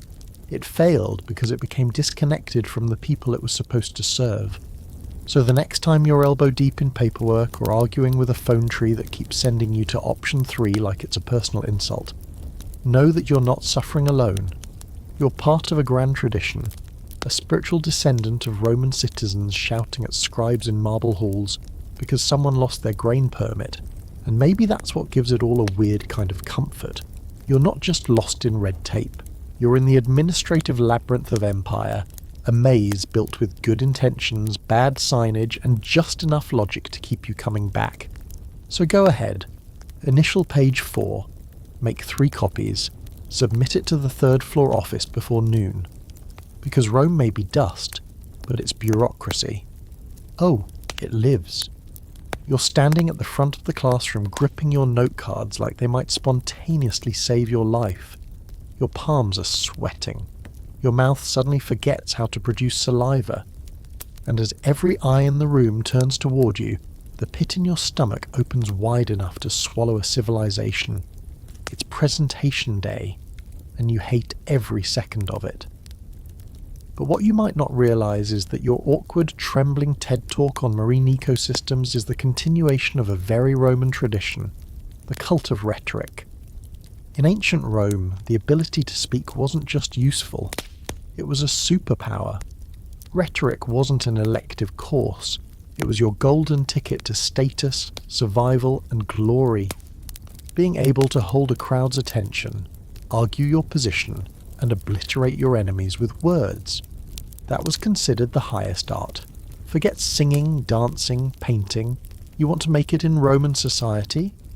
Better learn how to weaponize your voice. And so, from the earliest age, Roman boys, girls, you were too busy being ignored by history, were taught not just to read and write, but to perform. They practiced reciting laws, delivering fake court speeches, and debating imaginary scenarios that suspiciously resembled real-life family drama.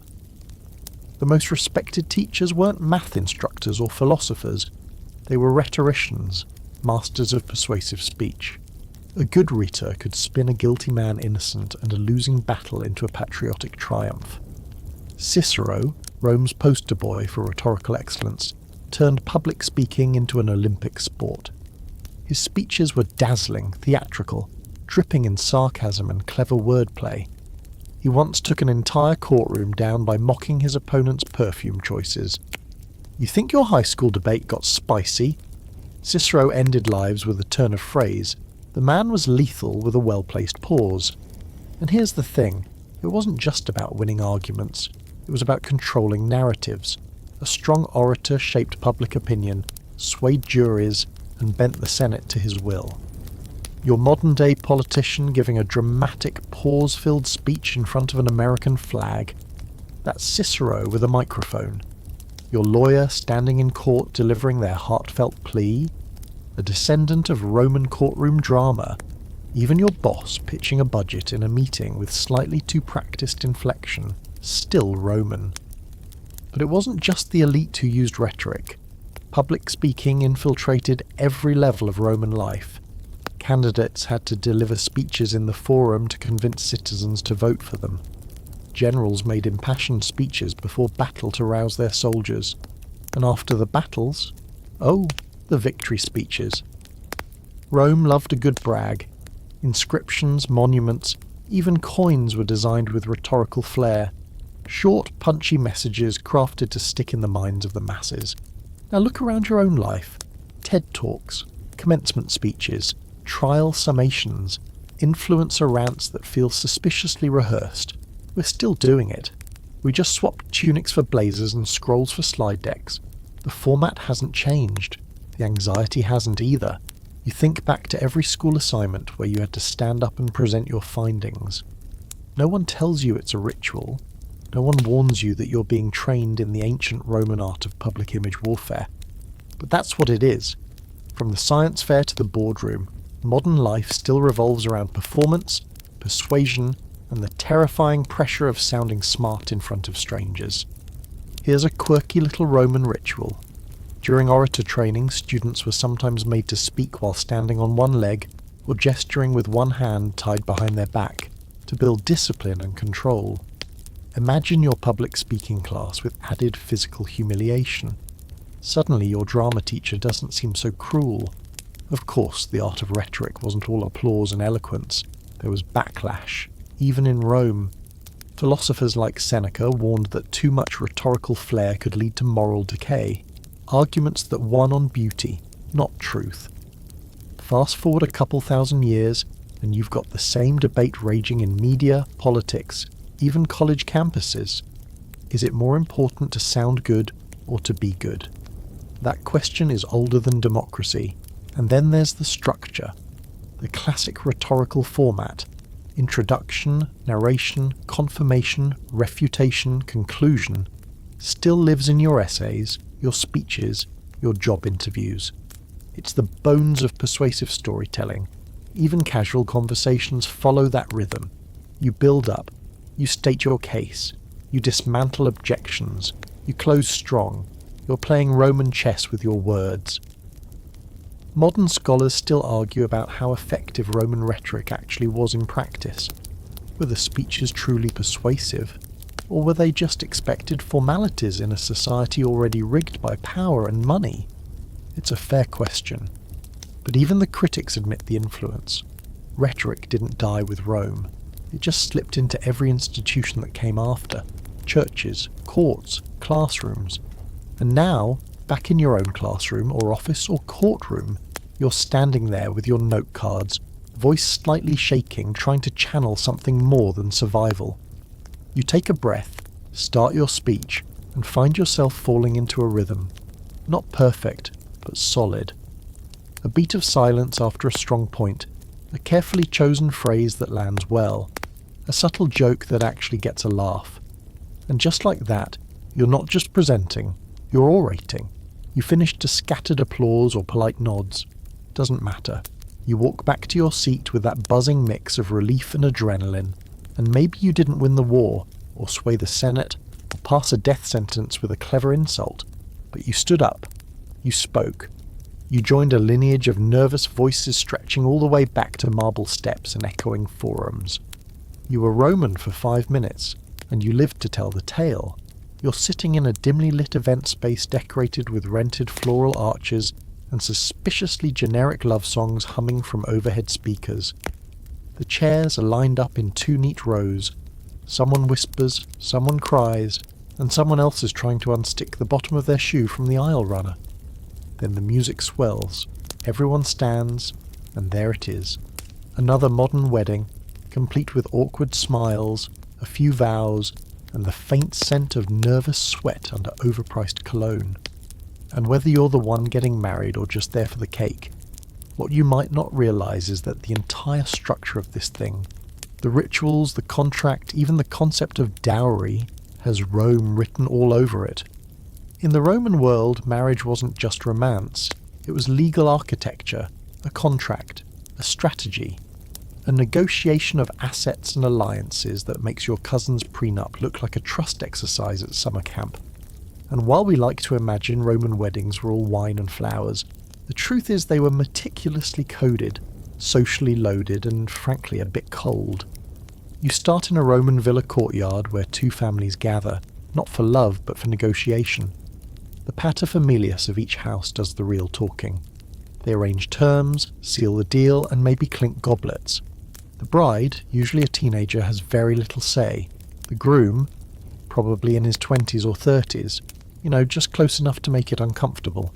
The key part of this union? The dowry, an agreed-upon amount of property, money, slaves or land that the bride's family offers to the groom's household. This isn't a gift, it's insurance. If the marriage goes south or the husband dies, the wife may get some of it back, assuming things didn't turn completely scandalous. The dowry wasn't just tradition, it was leverage, power disguised as generosity. Your modern version? Alimony, prenups, shared assets. Slightly cleaner names, same ancient principle. And here's where it gets real familiar. Roman marriages were recognised by the state but managed by contract. No priest required, no ceremony mandated. You didn't need divine blessing. You needed witnesses. 2 people vouching for the union was enough. Just like today's legal marriages can happen in a courthouse, with a signature and a congrats. You're stuck together now. But the Romans had different types of marriage, depending on status and preference. There was manus marriage, where the wife passed completely into her husband's authority, basically absorbed into his family like an app being downloaded. Then there was sine manu marriage, which was way more chill and left the woman legally under her father's authority, even while she lived with her husband. Sound odd? It was the ancient version of joint custody, but for grown-ups. And guess what? Over time, more and more Roman women opted for sine manu. Why?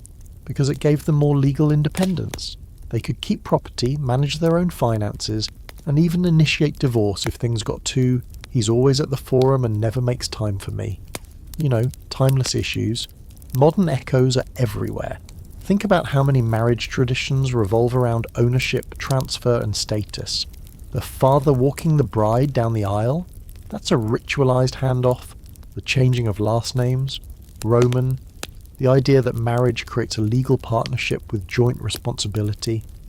That's not just moral fluff, that's ancient Roman contract law talking. And divorce.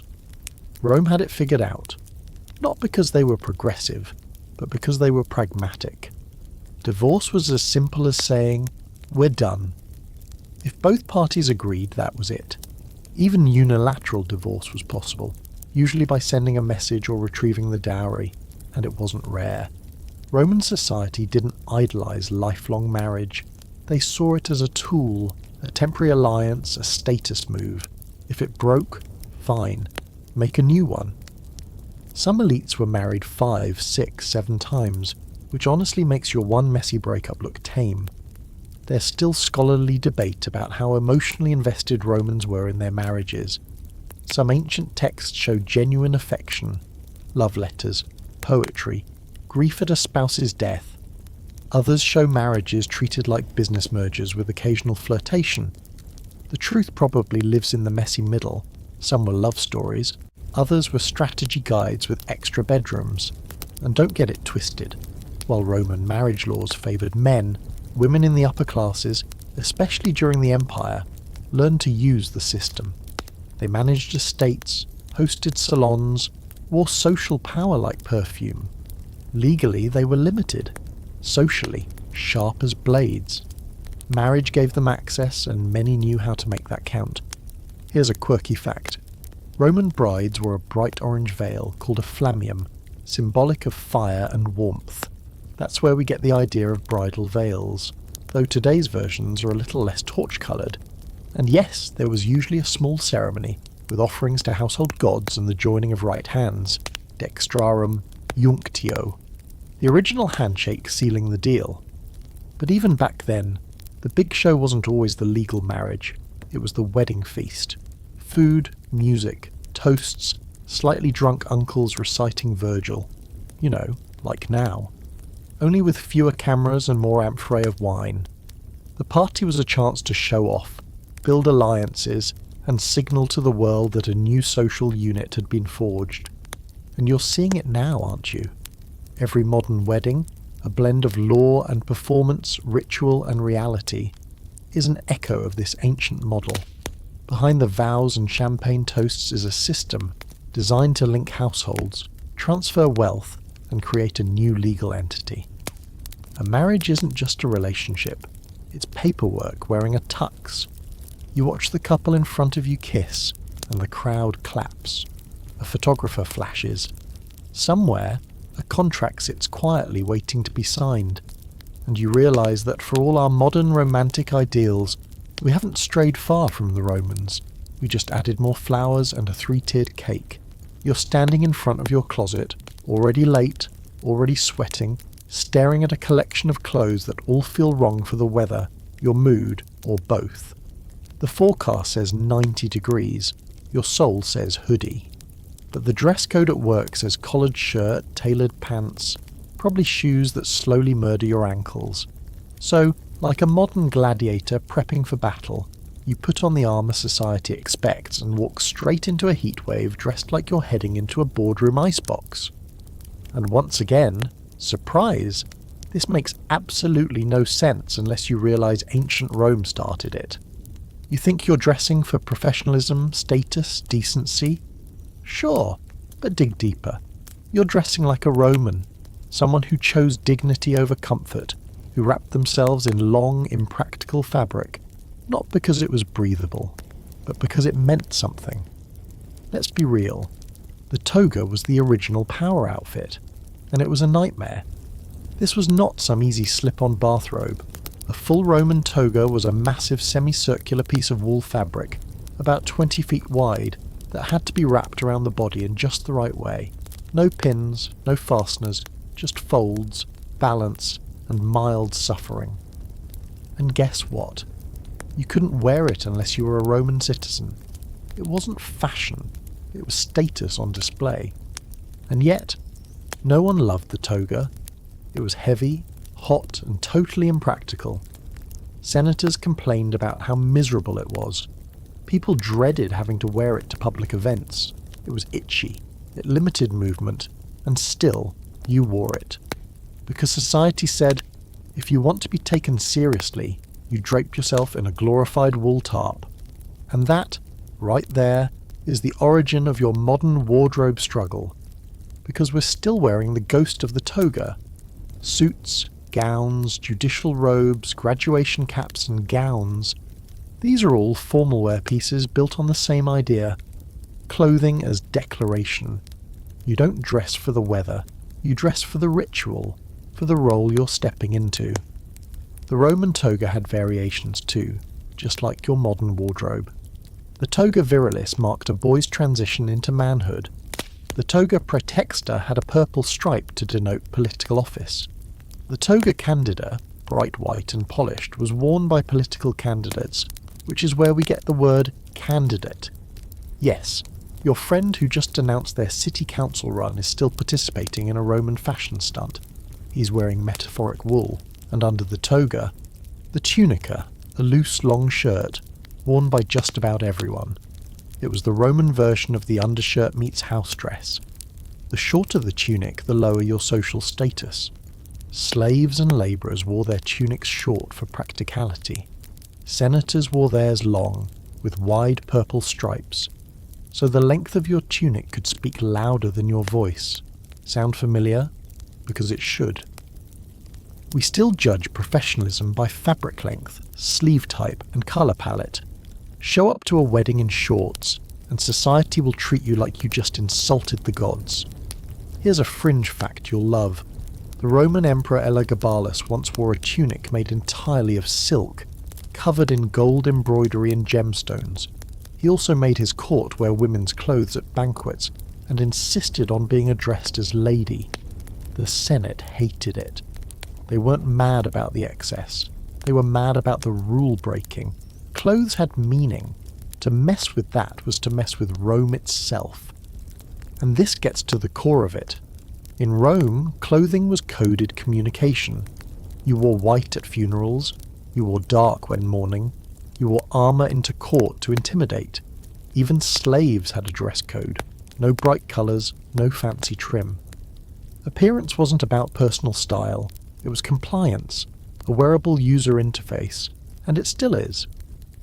Modern debates about school uniforms, business casual, and what constitutes appropriate attire, all Roman in flavour. The idea that certain outfits are acceptable for certain spaces is not natural law. It's a hand-me-down from a society that believed clothes reinforce order, that dressing correctly preserves hierarchy, that discomfort is proof of respectability. There's a hot academic debate about whether Roman clothing was truly restrictive, or if we're projecting modern fashion neuroses backward. Some scholars argue the toga was more symbolic than daily wear, something rolled out for ceremonies or court dates, like a tux or a black robe. Others say the pressure to appear proper was constant, especially in the upper classes. You didn't dare show up to the forum in a wrinkled tunic. That was social suicide. But either way, the psychological residue is still with us. Ever worn a tie in 90-degree weather and thought, why is this happening? Because once upon a time, someone wore a toga to a Senate meeting in July and sweated for civilization, and we never recovered. Even today's fashion systems echo Rome's rigid layers. Judges wear robes, lawyers wear suits, politicians wear carefully curated colours. Graduation. You're swaddled in medieval academic gowns, which themselves were born from Roman cloaks.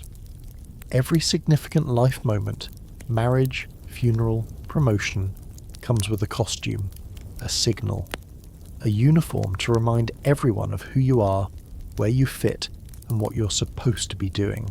You step out the door, finally dressed, already sweating through your collar. You pass someone in flip-flops and a tank top and feel that little jolt of judgment. Then you catch your reflection in a tinted window, dress shirt, pressed pants, uncomfortable shoes, and realise you're not dressing for comfort or climate. You're dressing for the invisible Roman audience centuries deep, whispering, "You are what you wear." So yeah, you're overheating. But at least you look respectable, which in Roman terms means you belong.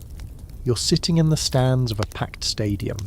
The crowd is roaring, the lights are blinding, and someone behind you is already 2 hot dogs deep and yelling like he owns the team.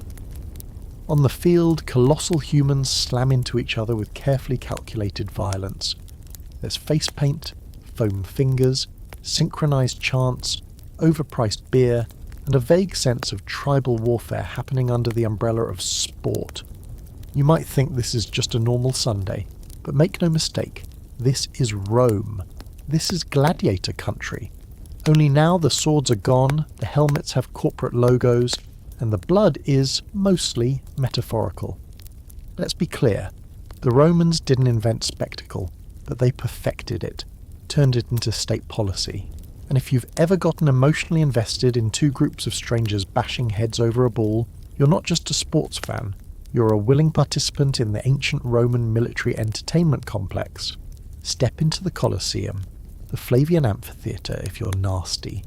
Completed around 80 CE, this beast of a building could seat 50,000 spectators. And not in silent reverence either. This place was built for noise, for screams, for the wet crunch of violence echoing off travertine walls. The Romans loved blood, but not just for sadistic kicks. It was symbolic. Every battle in the arena reinforced their ideas of power, order, and imperial glory. Victory wasn't just a cheer, it was a lesson. And gladiators, they weren't just meatbags with swords. They were brands, celebrities. Some were slaves, yes, but others were volunteers, free men chasing fame, prize money, and the ancient equivalent of a Nike sponsorship. People collected memorabilia, placed bets, memorized stats. Sound familiar? Because it is. Athletes today are modern gladiators, paraded, promoted, paid most of the time, and sometimes discarded when they break down. But the comparison goes deeper. The games themselves weren't standalone entertainment, they were part of a larger strategy. Roman emperors used them to distract and appease the masses.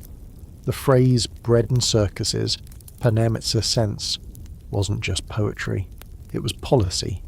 Feed the people, entertain the people, and they won't ask why your roads are crumbling or your taxes just doubled. You think your city building that shiny new stadium instead of fixing the school system is a modern mistake? Please, that's ancient Roman math. Give them something to scream about and they won't scream at you. There's also the pageantry, the pre-game ritual, the military-style processions, the national anthem. Those all have Roman DNA. Before gladiatorial games, there was the pompa, a full ceremonial parade that could include chariots, musicians, incense, and giant floats of the gods. Sound a little like the Super Bowl halftime show? Because the Romans would have loved the Super Bowl, they just would have added lions. Now, the scholars like to debate whether gladiatorial combat truly represented Roman military ideals, or if it was just state-sanctioned theatre. Some argue it was a simulation of Roman conquest, a way to let citizens feel like conquerors without leaving their seats. Others say it was bloodlust disguised as honour, and that the empire knew exactly what kind of drug it was pushing. Either way, it worked. For centuries. And if you think the audience was passive, think again. Roman crowds weren't just watching, they were judging. Thumbs up or down. That's not just a movie cliché. Spectators could vote on a defeated gladiator's fate. Live or die. Imagine your favourite quarterback throwing an interception, and then turning to the stands for a survival poll. Brutal, yes. But democratic. Kind of. Even the architecture echoes today. Modern stadiums mimic Roman amphitheatres in structure and purpose. The oval shape, the tiered seating, the massive entry gates designed for crowd control. It's not a coincidence. We've just added jumbo screens, overpriced nachos, and a Wi-Fi password no one remembers. And don't get smug if you're not a sports fan. Concerts, wrestling, action movies, UFC fights, any place where performance meets adrenaline, where people cheer violence wrapped in choreography, that's the Roman spirit living on. We might not throw criminals to lions anymore, but we definitely put them on reality TV. Here's a quirky tidbit. Some Roman gladiators had fan clubs. Actual fan clubs. They had graffiti carved into walls declaring, "Crescens the net fighter makes all the girls swoon." They were sold as figurines, had their faces painted on pottery, and some even endorsed products. Ancient influencer culture was alive and kicking. It just came with more chest scars. But let's not forget the darker edge. Gladiators were often enslaved. Their deaths weren't rare, and while we can joke about the spectacle, it existed to reinforce a brutal social hierarchy. You sat and watched. They bled for your amusement. Sound uncomfortably familiar when you think about how we treat injured athletes or public figures who collapse under pressure? Yeah, some things never really change. We've sanitized the visuals, but the dynamic is still there. You look back at the stadium now. Maybe it's not the Colosseum, but it plays the same role. It brings people together. It creates identity. It distracts. It means something beyond the event itself. And maybe that's the point.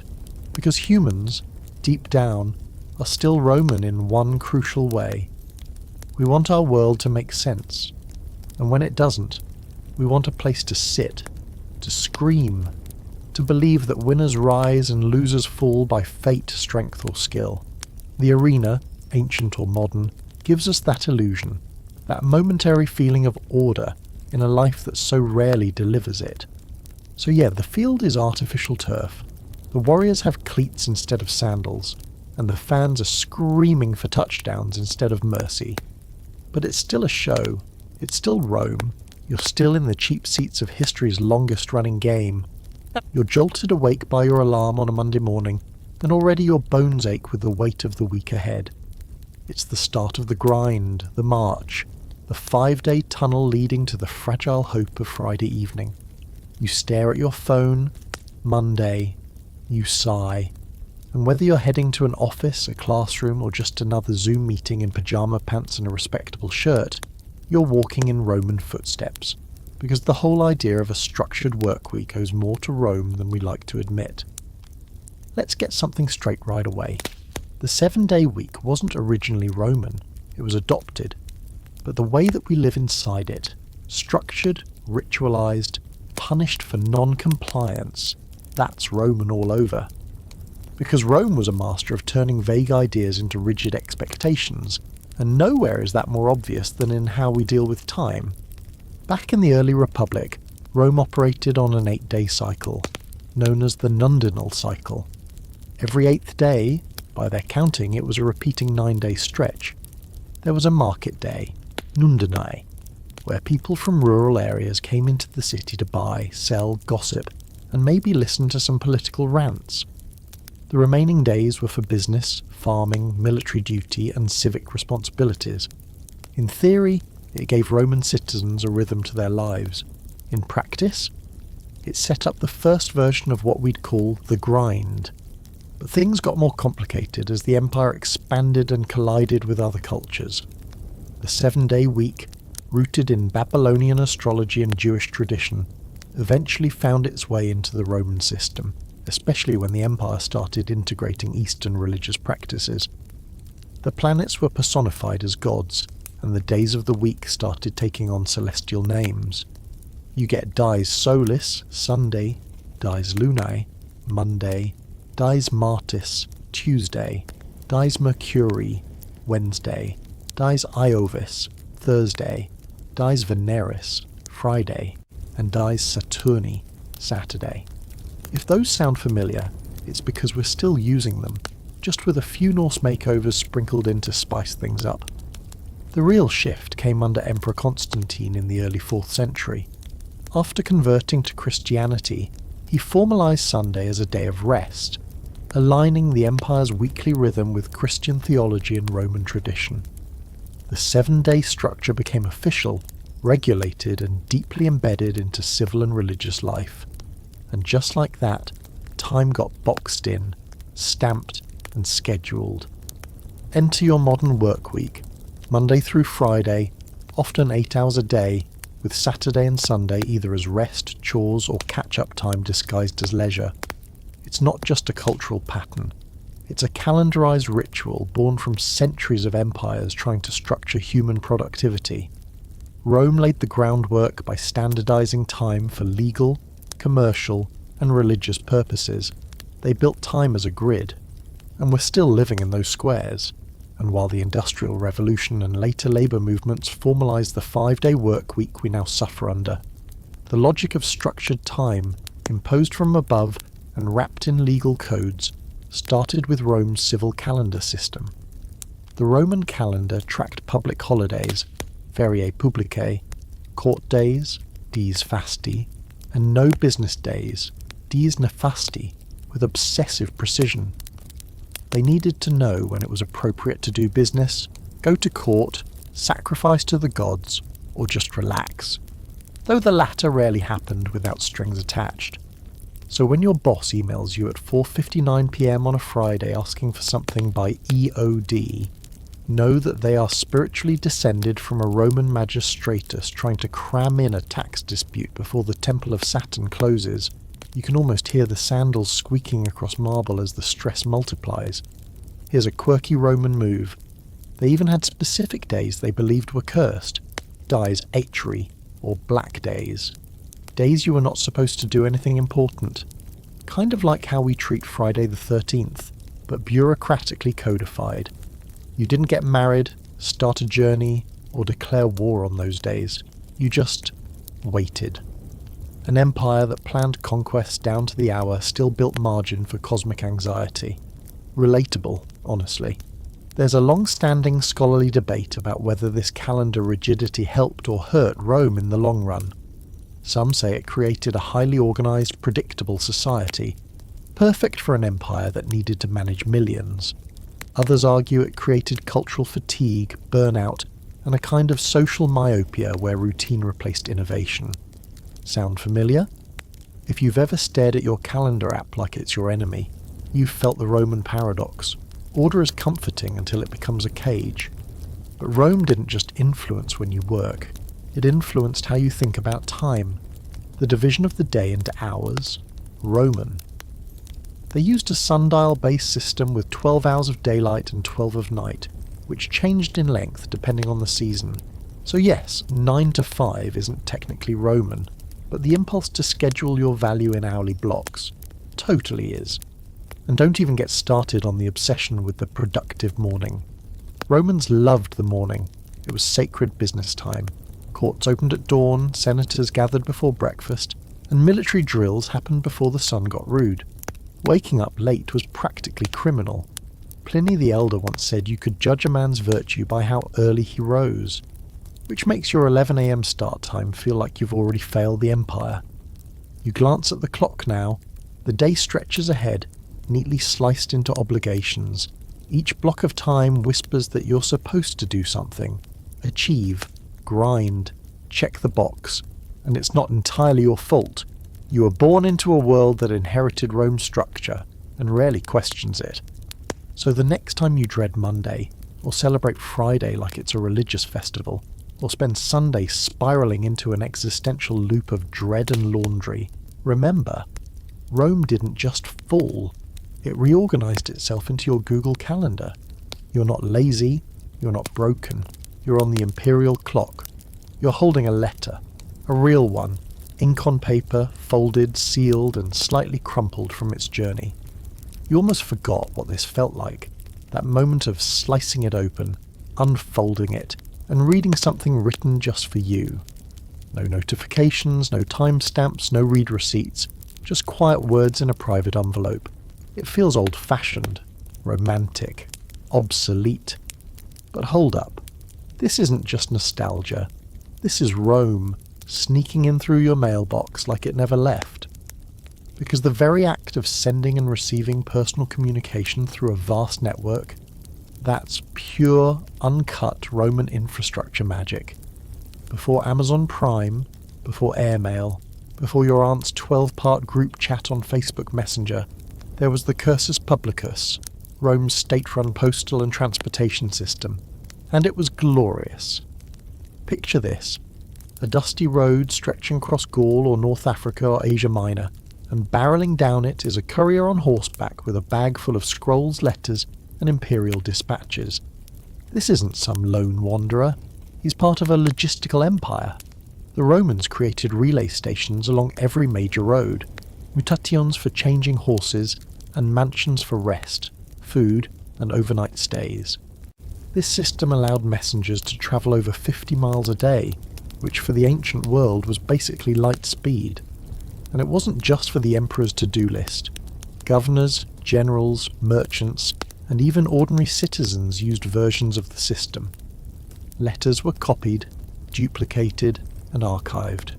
They were carried across provinces, tracked, informally, and answered. You think tracking numbers are modern? Roman couriers had to report where they picked up and dropped off messages. It's the spiritual ancestor of your packages out for delivery. The most famous example of Roman mail, Pliny the Younger's letters. This guy wrote everything down, gossip, complaints, philosophical musings, awkwardly detailed disaster reports, including a first-hand account of Vesuvius erupting. His letters paint a vivid picture of Roman life and show that the written word wasn't just functional, it was emotional. When you read them, you realise people haven't changed. They still overshare. They still try to sound smart. They still humble brag. And if you think Romans just relied on public couriers, think again. Wealthy citizens often maintained their own personal communication networks, employing slaves, freedmen, or hired messengers to carry private letters. That's right, they had private delivery services before it was cool, and they used wax tablets for short-term messages and papyrus scrolls for more permanent communication. Some letters even included illustrations or diagrams, because sometimes you just need to sketch it out. Now, zoom forward, look at your email inbox, your texts, your endless Slack threads. We've digitized communication, sure, but the structure is still Roman. Quick updates, forwarded dispatches, polite sign-offs, veil or be well, and even the obsession with clarity. These are Roman instincts in modern packaging. And what about the physical mail? Oh, it's still here, struggling, but proud. Postal services across the world run on a system that's a direct descendant of the cursus publicus. Routes, sorting centres, postmasters, zip codes. It's all bureaucratized communication on a massive scale. The same principles that kept Roman provinces informed now get your online orders to your front porch. Here's a quirky fact. Roman letters often included instructions on what to do if the recipient was dead. Some writers even asked couriers to read the message aloud if the person was illiterate. That's a whole new level of customer service. Imagine your mail carrier reading you your breakup letter at the door. But Roman communication wasn't just logistical, it was strategic. Politicians used letters to shape public opinion. Letters were read aloud in the Senate, published on tablets in the Forum, or copied and sent to allies. Think of them as ancient press releases or PR campaigns. Julius Caesar's commentaries on the Gallic War. Basically a self-written newsletter convincing Rome he was a genius. He sent them back regularly from the battlefield to keep his brand alive. Honestly, the man was doing influencer marketing before hashtags were even invented. There's an open scholarly debate about how accessible Roman mail was to everyday citizens. Some believe it was mostly a tool of the elite, too expensive and slow for ordinary people to use regularly.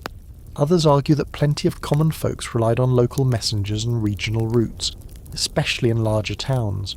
Either way, literacy rates were higher than you might expect, and where literacy failed, the spoken word filled in.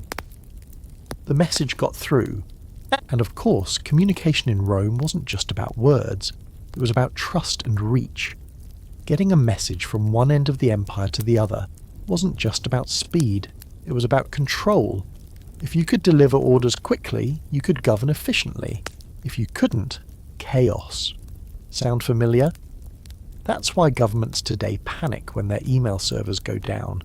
It's not just inconvenience, it's structural vulnerability. You fold your modern letter and set it down. Maybe it's a wedding invite, maybe it's junk mail, maybe it's one of those oddly formal holiday newsletters from people you barely know, telling you about their dog's dental surgery and a vacation you weren't invited to. Whatever it is, it travelled. It arrived. It made it to your hands because a system, ancient in design, still works. You don't have to love mail, but you do have to respect it. It's the ghost of the cursus publicus, knocking gently on your door saying, "Salve, I come bearing words," and for one quiet moment, you're part of the network, part of the message. You're the recipient of something that started centuries ago, when Rome decided that empire meant being heard. You're sitting on a hard bench in a quiet courtroom, palms damp, heart thudding somewhere near your throat. The room smells faintly of furniture polish and nerves. At the front, a judge in dark robes adjusts their glasses, a lawyer clears their throat, and someone whispers that familiar cinematic line, "All rise." As the formalities begin, you notice something. This isn't just law. It's theatre, yes, but also ritual. Deeply structured, obsessively detailed, and strangely ancient. You're not just watching modern justice play out. You're watching the ghost of Roman law at work. Because here's the secret no one tells you when they hand you a parking ticket or ask you to sign a lease. Most Western legal systems are living, breathing descendants of the Roman legal machine. not loosely inspired, not vaguely similar, directly descended. If you've ever sat through a trial, hired a lawyer, or signed a contract, congratulations, you've been drafted into an imperial legal tradition. Let's rewind. Early Roman law began as oral tradition, the kind passed around like family gossip until everyone argued about what was actually legal. Then, around 450 BCE, after enough plebeians had been burned by unclear rules and patrician smugness, Rome codified its laws on the 12 tables, literal bronze tablets set up in the forum so everyone could see the rules and theoretically call out corruption. These weren't poetic declarations, they were gritty, practical, sometimes weird. Like, if your fruit tree drops over the property line, your neighbour gets to keep the fruit. Brutal, fair, delicious. From there, Roman law grew like ivy, wrapping around every aspect of life: property, contracts, inheritance, citizenship, debt, crime. You name it, Rome had a statute for it. And not just written law, the Romans developed jurisprudence, a body of legal interpretation, commentary and precedent created by highly trained legal experts. These weren't just lawyers. They were the original legal influencers, whose opinions carried massive weight. You think legal code is confusing now? Imagine trying to decode Digest of Justinian, where Roman legal scholars dissected every nuance of law like they were composing a symphony of footnotes. Ah yes, Justinian, emperor of the Eastern Roman Empire in the 6th century. His name might sound like a dorm building or a wine label, but he's the reason you still recognise echoes of Roman law today. His great project, the Corpus Juris Civilis, or body of civil law, was a massive overhaul and compilation of centuries of legal tradition, organised, clarified, and made more palatable for administration across the Byzantine Empire. That work would go on to influence civil law systems all across Europe and eventually the rest of the world. France, civil law. Germany, civil law. Latin America, same. The Napoleonic Code, heavily based on Justinian's model. Even places that follow common law traditions like the UK and the US have Roman legal DNA baked into their foundations, especially in areas like contracts, torts and property rights. Let's get into contracts, because oh boy, the Romans were obsessed with them. Oral, written, implied. If there was a promise to do something, Rome wanted to legislate it. They developed categories for different types of contracts, rules for enforcement, and distinctions between civil obligations and natural obligations. Ever sign a rental agreement or open a terms and conditions pop-up and just hit accept? You're participating in a ritual that started when 2 Roman merchants shook hands in the forum and promised not to short each other on olive oil deliveries. Now, quirky Roman fact incoming. In some early Roman contracts, formal verbal declarations were required. The parties had to say specific words in the correct order, like a legal spell. You mess it up? Contract void. Imagine a courtroom today where the plaintiff gets dismissed for saying "I sue thee" instead of "I sue you." Honestly, kinda theatrical, kinda terrifying. But Roman law wasn't just about business. It had serious criminal code too. Trials could be public, with judges or juries drawn from the citizen body, depending on the offence. Evidence, witnesses and oaths were part of the process, though cross-examination often looked more like verbal combat. Some judges were actual praetors, magistrates who had both civil and military authority. That's like your district judge also commanding a local militia, power dressing with a side of sword. And of course, Roman punishment was, let's say, enthusiastic. Exile, fines, loss of status, enslavement, even execution, all on the table. If you were a citizen, you had rights, including the right to appeal to the emperor. If you weren't, good luck. One law said that if a master killed their slave without cause, it was frowned upon, but not illegal. That tension between order and inequality, very Roman, and honestly, still visible in modern legal systems that say justice is blind, but often peeks through the blindfold. There's a long-running scholarly debate about how fair Roman law really was. Some argue it was ahead of its time, structured, principled, and committed to equity among citizens. Others say it merely served the elite, functioning as a tool to protect property and power while giving the illusion of justice. Sound familiar? Because every modern legal system still wrestles with that same question. Is this about fairness, or is this about control?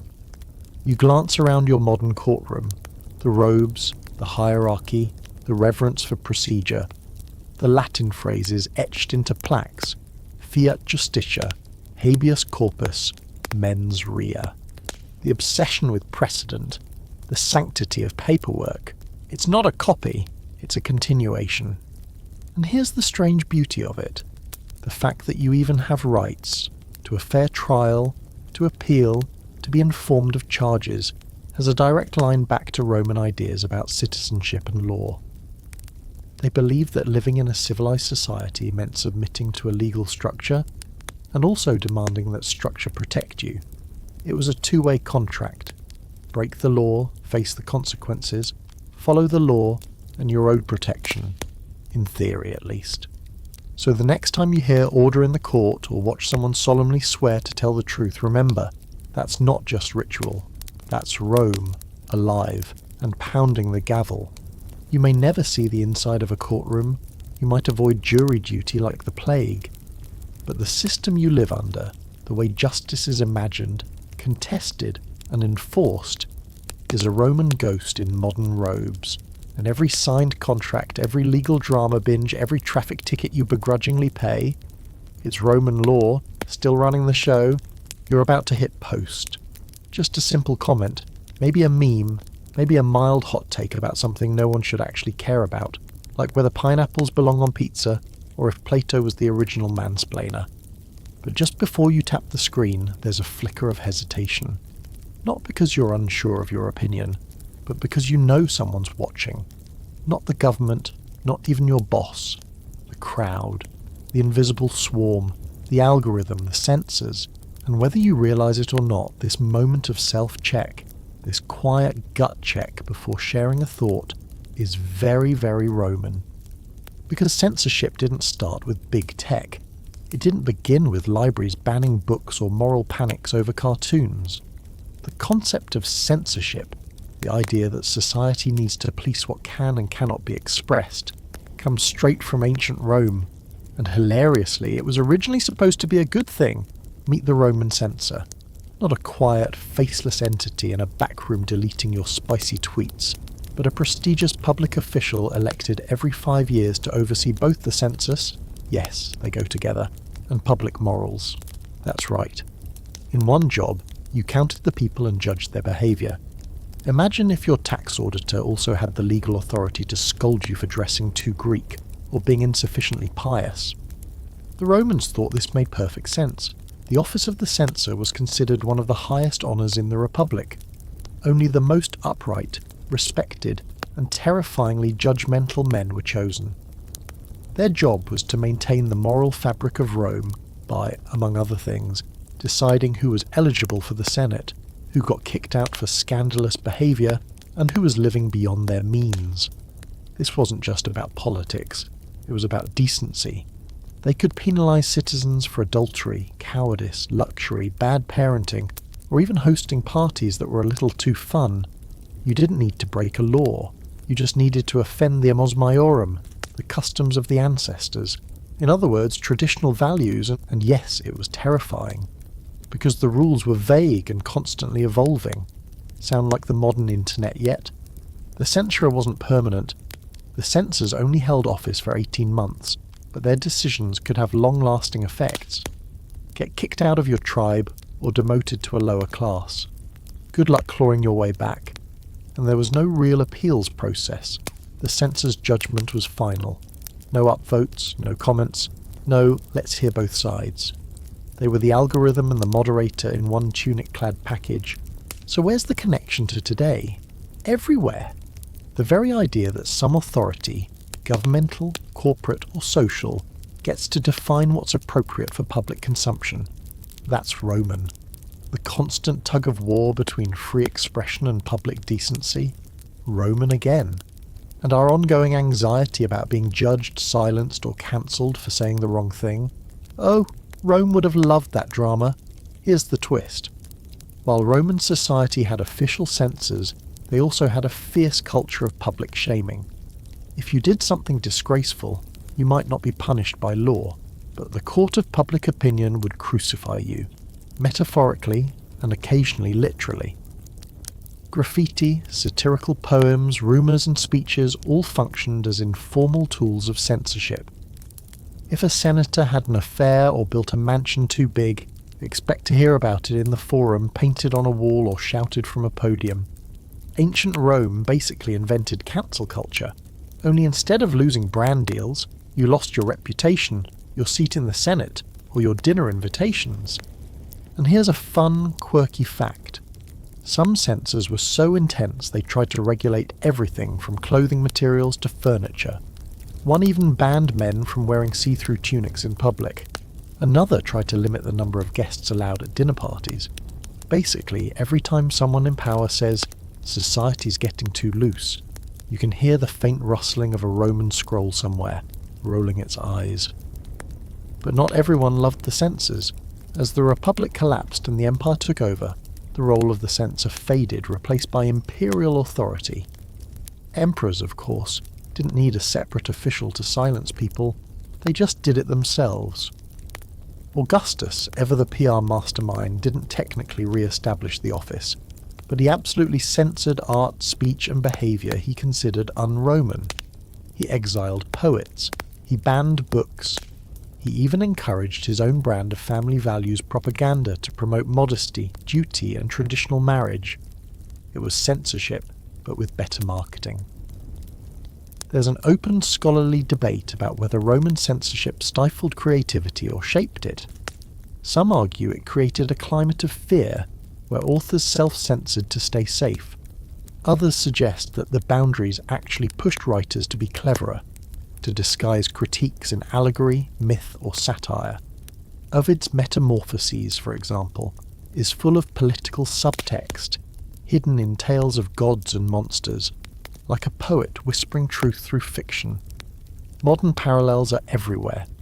Today's writers, filmmakers, and artists still navigate invisible lines, trying to speak boldly without tripping social tripwires. What can you say on this platform, in this climate, to this audience? It's not new, it's not uniquely digital, it's Roman DNA at work. Even the idea of government content ratings, films marked PG-13 or R, music labelled for explicit lyrics, that's a sanitized commercial version of Roman moral regulation. We call it protecting children. Rome called it protecting civilization. Same robes, different language. So the next time you hold back a joke online, reword a post to sound less angry, or delete a comment because you're worried about the backlash, not from authorities, but from your peers. Remember, you're not being too sensitive. You're not being paranoid. You're participating in a 2,000-year-old ritual of public self-regulation. You are censoring yourself for the crowd. Because in Rome, the people could destroy you faster than the state. And honestly, not much has changed. You're standing in front of your fridge, trying to decide whether to open that suspicious carton of milk or just go straight for the wine. It's been a long day. Emails, meetings, notifications from apps you don't even remember downloading. And now your brain wants one thing, a drink. Something to smooth the edges. Something easy. You pull out the bottle, pop the cork with a soft squeak, and pour yourself a glass. Swirl, sip, relax.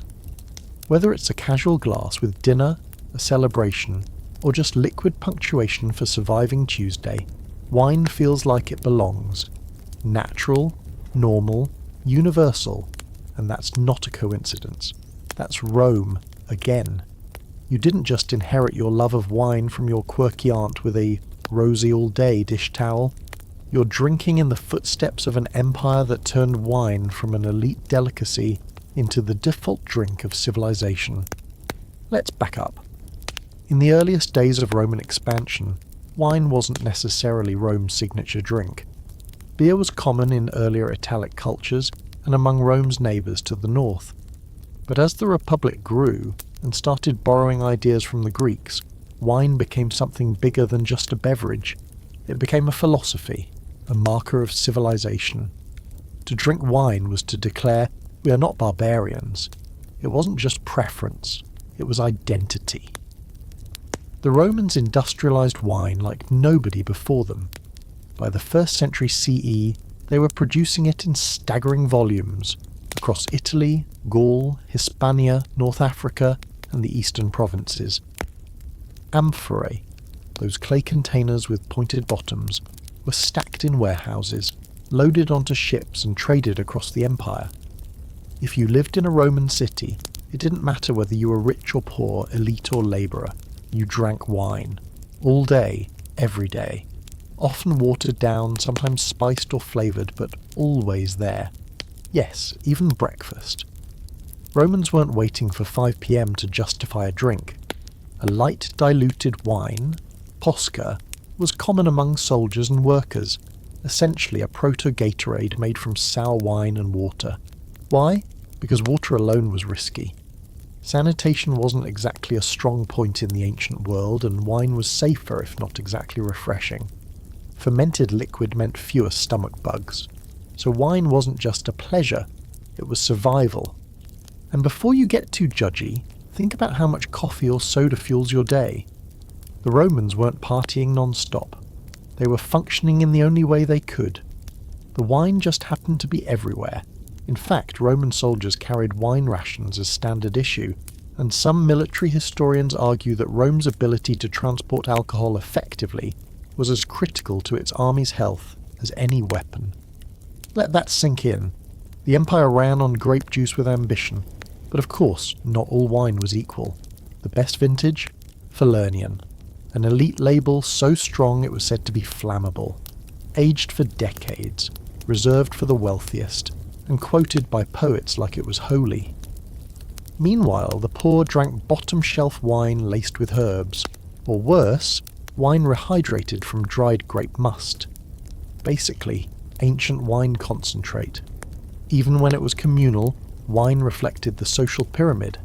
Sound familiar? And how you drank it mattered.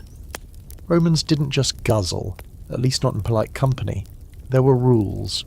In formal settings, the host decided the mixing ratio of wine to water. Too strong, and you risked being called a brute. Too weak, and people questioned your masculinity. There were drinking games, etiquette manuals, and lots of side-eye at those who couldn't hold their liquor. Drinking was a performance, just like it still is. You can thank Rome for the communal wine culture too. Taverns, public feasts, banquets. These weren't fringe activities.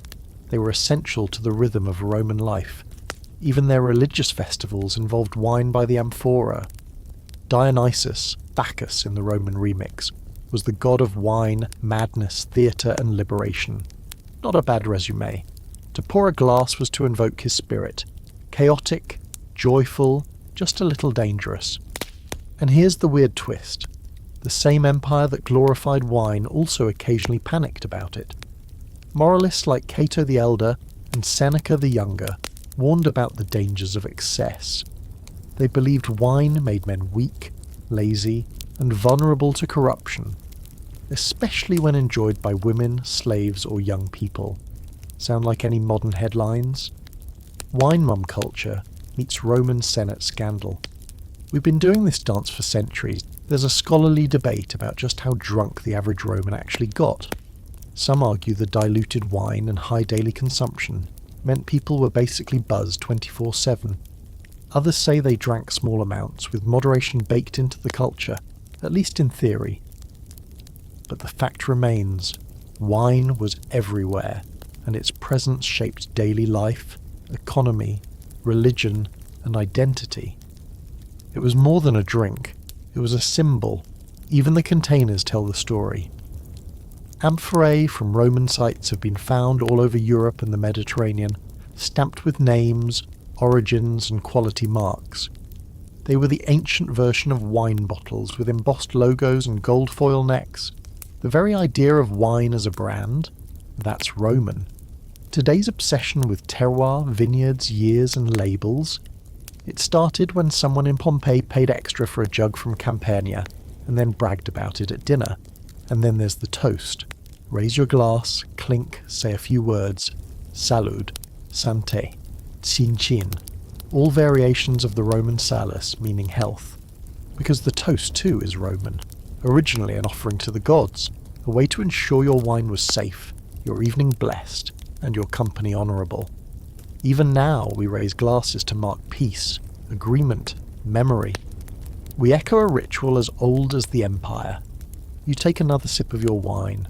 Maybe it's dry, maybe sweet, maybe boxed and slightly questionable. It doesn't matter. Because this isn't just a drink. It's participation in a civilized ritual handed down through time. Rome didn't invent wine, but it made it cultural, political and personal. And that's the real legacy. So tonight, when you pour your glass and kick your feet up, don't just drink. Toast to the empire, toast to survival. Toast to the fact that you're still doing what Romans did best. Living, talking, laughing. With wine in hand, you're stuck in traffic. Again. Red lights stretch endlessly ahead. A procession of glowing brake signals as everyone around you slowly loses the will to live in the form of a slow crawl down a 6-lane highway. Somewhere, a horn blares for no good reason. Someone's trying to merge without using a signal. Your GPS insists this was the fastest route. And through the noise and frustration and existential dread, it hits you. Roads. Roads everywhere. Endless, inescapable, and somehow still in need of repair. And you can blame that on Rome too, because if there's one legacy that refuses to die, it's Roman roads. Let's start with the obvious. Rome didn't invent roads. Humans have been wearing down paths since they figured out how to walk in a straight line. But Rome perfected them, engineered them, weaponized them. They didn't just make roads. They built infrastructure as an imperial doctrine. Concrete, gravel, perfectly aligned stones, ditches, mile markers, drainage systems, all meticulously planned, like a control freak's fever dream made of basalt. By the height of the empire, Rome had constructed over 250,000 miles of roads, with more than 50,000 miles of them paved. That's like building a highway system from New York to Los Angeles, 50 times. And these weren't flimsy back-alley cobblestones. Roman roads were built to last, and in many places they still exist. In fact, some modern roads in Europe literally sit on top of Roman foundations. You might have driven over one and not even known it. Congratulations. You've participated in ancient logistics. But here's the kicker. Roman roads weren't just about travel. They were about control. The roads radiated out from the city like arteries, leading to every corner of the empire, and they allowed Rome to move troops, goods, information, and taxes with terrifying speed. Ever wonder how an empire that big held together without the internet? Roads. March your army to Gaul in record time. Send an urgent message to a distant governor. Collect wheat from Egypt and get it to a starving province. Everything depended on the network. And of course, it wasn't just function. It was symbolism. To the Romans, roads weren't neutral. They were power made visible. The saying, "all roads lead to Rome," wasn't just a slogan. It was reality. Milestones marked distance from the city's centre, like concentric rings of control. Every road, no matter how remote, was a reminder. You're not just somewhere in the empire, you're on a leash tied straight to the capital. Here's a quirky fact. The Romans had road inspectors called curatores viarum, tasked with making sure roads were properly maintained. Think of them as ancient DOT workers with scrolls instead of clipboards. Local elites were often pressured to fund repairs out of pocket as a way to show loyalty. So next time your city finally fixes that pothole after 6 months, know that someone in 100 CE was also yelling, "Why is Via Claudia still a mess?" Modern highways echo Roman roads in more ways than you think. The grid systems in many cities, Roman. The idea of mileage signs, rest stations, and standardized widths for chariots. Cars, Roman. Even traffic flow theory owes a nod to the Romans, who understood that moving armies and carts required spacing, rhythm, and coordinated maintenance. If you've ever sat through a construction delay on A95, you're living proof that even ancient logistics can suffer from modern underfunding. There's still academic debate over just how revolutionary Roman road building was. Some argue that Rome's network was inevitable, given the need for expansion and governance, while others believe the sheer scale and durability of the system represents an unmatched engineering feat. What's not debated is the legacy. When Rome fell, much of the road system endured. Medieval kings and merchants still used those routes. Pilgrims walked them, bandits hid along them, and over time modern nations built over them, layer by layer, like Rome never really left. And there's something deeply poetic about that. You, sitting in your car cursing the rush hour, are participating in a 2,000-year-old idea. That movement defines civilization. Roads don't just take you places, they shape you. They connect people, ideas, goods, and armies. They turn isolated settlements into empires. Rome understood that. We still do. And just like Rome, we've created rituals around roads, commuting, road trips, convoys, highway patrol, toll booths, which, yes, the Romans had. There's a strange intimacy in shared motion. The fact that you and 100 strangers can all be stuck in the same traffic jam, listening to the same FM station, tapping the steering wheel at the same red light. That's empire energy. And don't get too smug if you're anti-car. Even your delivery bike route, your subway system, your pedestrian path, those are urban planning choices filtered through Roman-style thinking. Efficiency, expansion, visibility. The grid is everywhere. Rome is in the cracks. You finally creep forward, the traffic loosening. The road stretches out ahead. Lanes, signs, barriers, ancient instincts in modern packaging. You're not going to Rome, technically, but if you trace your route backwards through maps and layers, you'll eventually find yourself on a dusty stone road, just wide enough for 2 carts, lined with olive trees and old mile markers. And in that moment you realise you're not just driving, you're travelling the spine of history. You're in the checkout line at the grocery store juggling a basket of overpriced avocados, some questionable frozen dumplings, and a bottle of shampoo you're pretty sure you didn't need. The line inches forward. The person ahead of you is paying with exact change, like it's 1983, and you stand there, wallet in hand, wondering how long until society finally just makes everything free, or at least fully digital. And then it hits you. You're doing math. Counting, budgeting, calculating value, maybe even haggling in your head over whether the fancy cheese is worth it. And all of that, that's Rome too. Because when you talk about money, you're talking about Roman infrastructure at its most subtle and most stubborn. The way we earn, spend, save, and value things today sits squarely on the foundation of the Roman monetary system. Coins, wages, inflation, taxation, it's all been run through that imperial blender and served cold to you with a side of silent debt anxiety. Let's start with the basics. Coins. Rome didn't invent them, Lydia gets that honour, but Rome normalised coinage like no empire before it. They minted coins in bronze, silver and gold, each with standardised weights and values stamped with symbols, mottos and, of course, the emperor's face. This wasn't just a currency system, it was a propaganda machine. Every time you handed over a denarius, you were staring into the smug little face of Tiberius, or Nero, or Augustus, who smiled back like, "You're welcome for civilization." Coins weren't just currency, they were media. Romans used them to spread messages, assert power, and even celebrate victories. One emperor might brag about a military conquest with a commemorative coin, another might flaunt a new temple or the birth of an heir. Imagine if every time your bank issued a new debit card, it came with a family photo of your mayor and a reminder that potholes got fixed. That's Roman economics, but make it PR. But coins weren't just for the elites, they revolutionised everyday life. For the first time in many parts of the empire, wages could be paid in something that held consistent value across regions. Soldiers, merchants, craftsmen, everyone from prostitutes to potters could accept, save, and spend coinage. It created a shared economic language across borders, dialects, and cultures. Even if you didn't speak Latin, you understood that the little silver disc with Caesar's face could buy you wine, bread, or a goat. Sometimes all three if you knew a guy.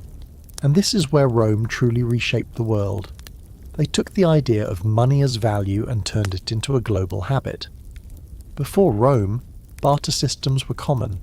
Trade relied on personal trust, local customs, and highly regional values. But Rome said, here's a coin. This is worth something everywhere. Trust it. Use it. And eventually everyone did. Now let's talk taxes, because of course Rome had them. The empire wasn't running on good vibes and marble donations. Provinces paid tribute. Citizens paid land taxes, sales taxes, inheritance taxes, you name it. Even urine was taxed. That's not a joke. Emperor Vespasian famously placed a levy on public urinals, giving us the phrase, money doesn't stink, when questioned about it. Honestly, it's the most relatable fiscal policy in Roman history. And just like today, taxes paid for military campaigns, infrastructure, public festivals, and the occasional gold-plated vanity project. But they also caused serious tension. Entire revolts sparked over unfair taxation. Sound familiar? Because we're still grumbling about where our money goes, and how little we get for it. And then, as Rome's economy ballooned, something very modern happened. Inflation. The emperors, especially the spendy ones, started debasing the currency. That means mixing less precious metal into the coins while keeping the face value the same. So a silver denarius became more copper than silver, and suddenly your wage didn't stretch as far. Bread cost more. Merchants raised prices. Soldiers demanded bonuses. People got anxious. And before long, you've got an economic spiral that feels suspiciously like what happens when rent doubles and your paycheck doesn't. There's a scholarly debate about how aware Romans were of these economic shifts. Some historians argue that the average citizen understood inflation and adjusted accordingly. Others suggest that people just felt vaguely cheated all the time and coped with humour, hoarding, or riots. You can probably guess which theory is winning in our modern parallel universe. And what about savings? Ancient Rome had early versions of banks, or at least places where you could deposit and lend money. Wealthy Romans stored coin in temples, safer than mattresses, or with private moneylenders. Loans were common, so were interest rates, debt, and yes, financial ruin. Debtors could lose their land, their home, even their legal rights. Roman bankruptcy wasn't just a financial problem, it was a personal crisis, and unlike modern systems, it didn't come with a clean exit strategy. You might be stuck repaying your debts for life. Here's a quirky fact to ruin your next brunch. Romans used salt as partial payment to soldiers, which is where we get the word salary from salarium. Imagine clocking out and getting a little pouch of salt. Then imagine having to tip someone with it. And then imagine they looked insulted because what is this, the Republic? But perhaps the most Roman part of the economy wasn't the coinage or the taxes. It was the obsession with wealth as virtue. If you were rich, it meant the gods favoured you. If you were poor, maybe you were lazy or morally suspect. Sound familiar? Rome wrapped morality around money like it was sacred law. Senators were expected to be wealthy. Generals flaunted spoils of war. Poor citizens were mocked in plays, even when the economy was tanking. The idea that wealth equals worth? Rome helped bake that into the cultural pie. You finally pay for your groceries, swipe your card, and shove the receipt into a pocket you'll never check again. But what just happened? Money exchanged, value transferred, system trusted, is ancient muscle memory. Every transaction is a quiet chant of Roman logic. This has value. This is order. This is civilization. And sure, your coins might not have a dictator's face on them. Your taxes might go to less glamorous things than marble baths. But the rules, the rituals, still Roman, still spinning, just now, with barcodes. You're standing in front of a mirror, pulling at your shirt collar, wondering yet again why you need to look presentable for a job interview over Zoom. No one's going to see your shoes, probably not even your pants, and yet you still feel the pressure to perform the part, to look clean, confident, competent. Why? Because appearances still matter, and somewhere deep in your brain, whether you realise it or not, you're chasing something the Romans called dignitas. Let's talk about that for a minute. Dignitas wasn't just about pride or confidence or swagger. It was the Roman idea of earned respect, a complex cocktail of reputation, honour, personal integrity, and public image. And if that sounds suspiciously like your LinkedIn bio, your social media presence, or the polite but calculated small talk you make at networking events, congratulations. You're living inside a system that still worships Roman-style image management. In the Roman Republic, your dignitas was everything. It was your social credit score before computers were invented. It determined how much influence you had, who would listen to you, who would vote for you, who'd lend you money, or marry into your family. And it wasn't just for senators and generals. Even ordinary citizens had to maintain appearances, dress decently, speak respectfully, fulfill obligations. It was a society obsessed with face. Which leads us straight into another Roman invention we've kept around like an old pair of jeans that no longer fit, but we just can't throw away: public image crafting. The idea that how you present yourself affects how the world treats you. Roman. Entire families in ancient Rome spent generations building their reputations. If your grandfather was a war hero, you made sure people knew it. If your cousin made a fool of himself at a festival, you quietly distanced yourself. Honour was inherited but fragile. It could grow or shatter based on a single scandal. And that brings us to another legacy you know all too well: status anxiety. Imagine walking through the Forum, the ancient world's version of the town square, the shopping mall and the political stage all rolled into one. Everyone's watching. Who you greet matters. What you wear matters. How loudly you speak, how many clients follow you around in the morning hoping for a favour. Whether your toga is crisp or creased, it all matters. You're on stage, always. Sound exhausting? That's because it is. And we still do it. Instagram, office meetings, class reunions, the slow, daily grind of curating an identity that says, I belong, I'm doing okay, respect me. Even our obsession with authenticity is just another way of signalling value. You don't have to fake it, as long as your realness still looks good. Roman politicians mastered the art of the flex. When running for office, they wore dazzling white togas, toga candida. Yep, that's where the word candidate comes from. They gave out food, hosted games, hired people to spread rumours about their rivals. There were no campaign ads, but there were graffiti endorsements scrawled on walls like, "Vote for Lucius, he's not as corrupt as the last guy." Honestly, nothing's changed. Just swap walls for Facebook ads and Twitter bots. Here's a fringe fact you'll love. Some Romans would fake military achievements to boost their image. They'd pay artists to sculpt victory monuments for battles that either didn't happen or were wildly exaggerated. We're talking full-on resume padding in marble. And because information travelled slowly, these lies often stuck. Rome was the birthplace of fake it till you make it. But there's a darker side to all this. If dignitas was your currency, losing it was a kind of social death. If you were caught in a scandal, or failed publicly, or got accused of cowardice or corruption, your reputation could collapse overnight. People would cross the street to avoid you, clients would disappear, invitations would stop arriving. Your name might live on, but not in the way you hoped. Ancient Rome didn't need social media to go viral. They had the whisper network down to a science.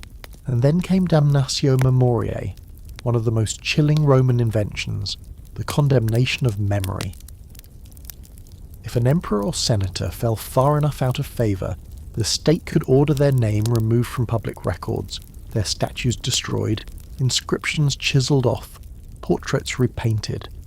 It wasn't enough to punish them in life. Rome had to erase them, as if pretending they never existed would somehow undo the damage they caused. It's the ancient version of deleting someone from the group chat, but with hammers. There's debate among historians about how often damnatio memoriae was actually carried out successfully. Physical erasure was hard. You couldn't just hit backspace, and often the attempt to destroy someone's legacy only made people remember them more. Like the guy whose statue used to be here. But the intent matters. The impulse to control narrative, to erase shame, to protect the public from bad people, that's something we've never stopped doing. In the modern world, we see echoes everywhere. Public figures fall from grace and become punchlines. Social media mobs try to cancel influencers or politicians. Companies scrub employees from their websites after scandals. Entire buildings are renamed. We're still trying to curate the historical feed to show only what's acceptable. But here's the irony. In Rome, the people who obsessed over their public image often found themselves trapped by it. They couldn't stop performing, they couldn't stop climbing. One misstep and the entire illusion shattered. So they lived in constant fear, not just of failure, but of perception, which is maybe the most relatable thing about them. You look at your reflection again, adjust your collar, check the lighting. Even if no one's watching, the ritual matters. You're preparing to present a version of yourself that fits, that belongs, that won't be judged too harshly. Rome isn't just in your architecture or your calendar or your taxes, it's in that pause, that mirror moment, that tiny act of self-editing. Because in the empire of image, we're all still candidates. You're scrolling through your phone, flipping past debates, disasters, thirst traps, and someone's suspiciously perfect beach vacation when you land on something that stops you cold, an eagle. Not a real one, no feathers or talons, but a stylized icon, gold and glorious, hovering atop a flag or carved into a government seal, flanked by a motto in Latin that you can't quite translate, but definitely looks like it takes itself very seriously. You've seen this before, on coins, crests, uniforms, passports. It's the universal symbol of authority, permanence, and the oh-so-dramatic weight of national pride. And once again, surprise, it's Rome. Because we're not just living with Roman infrastructure or law or fashion sense, we're living with Roman symbolism baked into the bones of modern governance. The Roman eagle, Aquila, wasn't just a bird, it was a statement. It stood for empire, power, unity, divine favour, and yes, brutal military dominance, and its wings are still casting a shadow. Let's start with the eagle itself. In the Roman legions, the Aquila was the most sacred object a unit could carry. It was more than a banner, it was a soul. If you lost your eagle in battle, it was considered the ultimate disgrace. Recovery missions were launched just to retrieve them, and entire units were disbanded in shame if they failed. A Roman soldier might let his comrades die, but he'd throw himself into a pit of swords to save that chunk of gilded bronze. That's how serious it was, and that eagle didn't disappear with the fall of the empire, it migrated. First to the Byzantines, then to the Holy Roman Empire, then into dozens of national crests across Europe and beyond. The US snagged it, of course, bald and bold and holding a bundle of arrows. Nazi Germany made it more sinister. Russia adopted its own version. Even football teams have tried to harness the bird's brute symbolic force. Wherever there's a nation-state trying to look unshakable and righteous, there's probably an eagle flapping somewhere in the background. But it's not just birds. Rome gave us a whole visual vocabulary of power. Columns, arches, domes, laurel wreaths, Latin inscriptions, red, white and gold colour schemes. Even the modern habit of leaders giving speeches from grand podiums with heavy drapes and flags behind them. That's theatre straight out of the Roman Senate. If you've ever watched a political address and thought, this feels a little staged, that's because it is. Rome understood that optics are half the battle. And oh, those Latin phrases, a pluribus unum, semper fidelis, annuit coeptis. Most people can't pronounce them, let alone translate them, but they feel ancient and important and serious, and that's the point. Latin gives everything a borrowed gravitas. Put it on a coin or an official seal, and suddenly it looks eternal, ordained, carved in marble. This is why lawyers still sprinkle it into arguments, and universities still slap it onto diplomas. You may not understand it, but you respect it, because you've been taught to respect Rome's language of legitimacy. And let's not forget fasces. Yes, the word that gave us fascism. Originally, fasces were a bundle of wooden rods bound around an axe blade, carried by Roman lictors as a symbol of magisterial authority, the power to punish, to discipline, to enforce order. One rod alone could snap, but bound together, strength, unity, control. That image ended up carved into walls, printed on coins, and eventually co-opted by Mussolini, who leaned hard into Roman aesthetics when branding his dictatorship. But fasces aren't just relics of totalitarianism. They're still visible in American iconography, including the US House of Representatives chamber. Same symbol, different spin. And here's the sneaky part. This kind of symbolism works even when we don't notice it. A building with Corinthian columns feels official. A judge in black robes feels timeless. A coin with Latin around the edge feels valuable. We absorb the visual cues of Roman power whether we mean to or not. We trust it because it feels ancient, and ancient feels true. There's a long-standing scholarly debate about whether this symbolic borrowing is harmless nostalgia or a subtle form of ideological manipulation. Some argue that using Roman imagery gives modern governments a kind of unearned legitimacy, a way to make modern systems feel old and therefore untouchable. Others suggest it's just tradition, a way of linking us to a past that still fascinates. Either way, the outcome is the same. We see Rome every day, and most of us don't even blink. Here's a fun, weird twist. Even science fiction gets in on the act.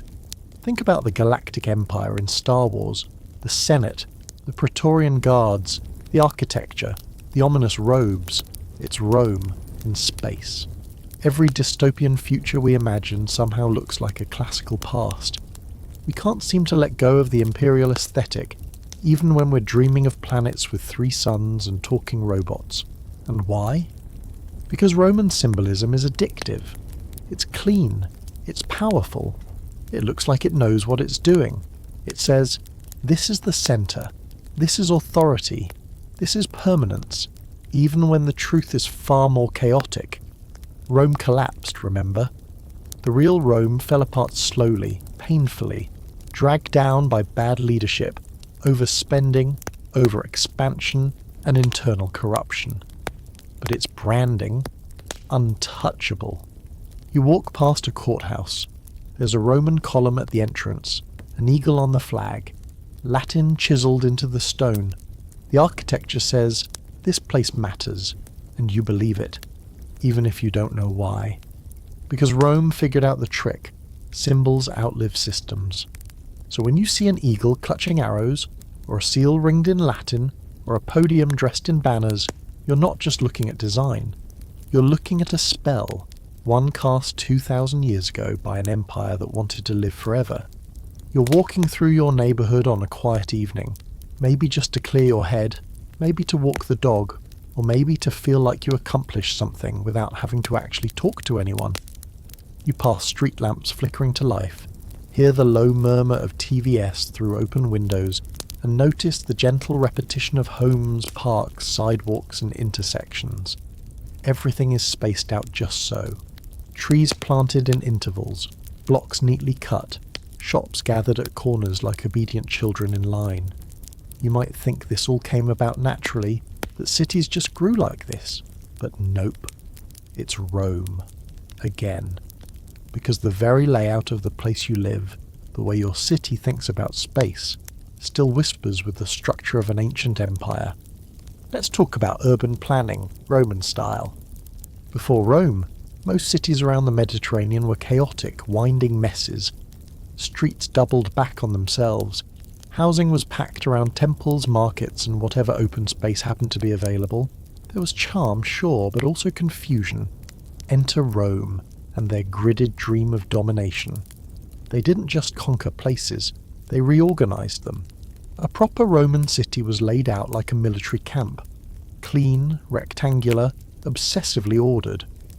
At the centre was the Forum, the beating heart. Part marketplace, part courthouse, part town square, and always a magnet for gossip, speeches, and the occasional assassination. From there, two main roads sliced through, the Cardo Maximus running north to south, and the Decumanus Maximus running east to west. Everything else was built in alignment with these axes. It wasn't just practical, it was symbolic. A Roman city said, this is structure, this is control, this is civilization. You know that grid layout in your downtown area? The way addresses climb logically block by block. The fact that you can guess where 3rd and Main is without ever having been there?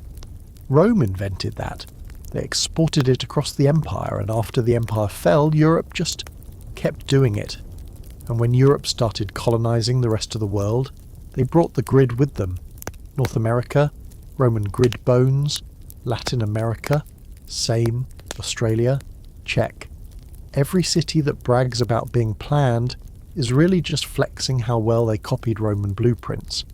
But it wasn't just streets and buildings. Rome gave us zoning too. In a Roman city, certain areas were designated for housing, others for commerce, others for public entertainment like baths, amphitheatres, or temples. Rich folks had villas on the hills. The poor crowded into insular, multi-storey apartment buildings often prone to fire, noise, and spectacular plumbing issues. Sound familiar? Substitute condo and basement studio and you're not far off. Speaking of plumbing, yes, the Romans gave us aqueducts, but more than that, they gave us the idea that a city should provide infrastructure. Clean water, public toilets, bathhouses, sewers, paved streets, streetlights, sidewalks.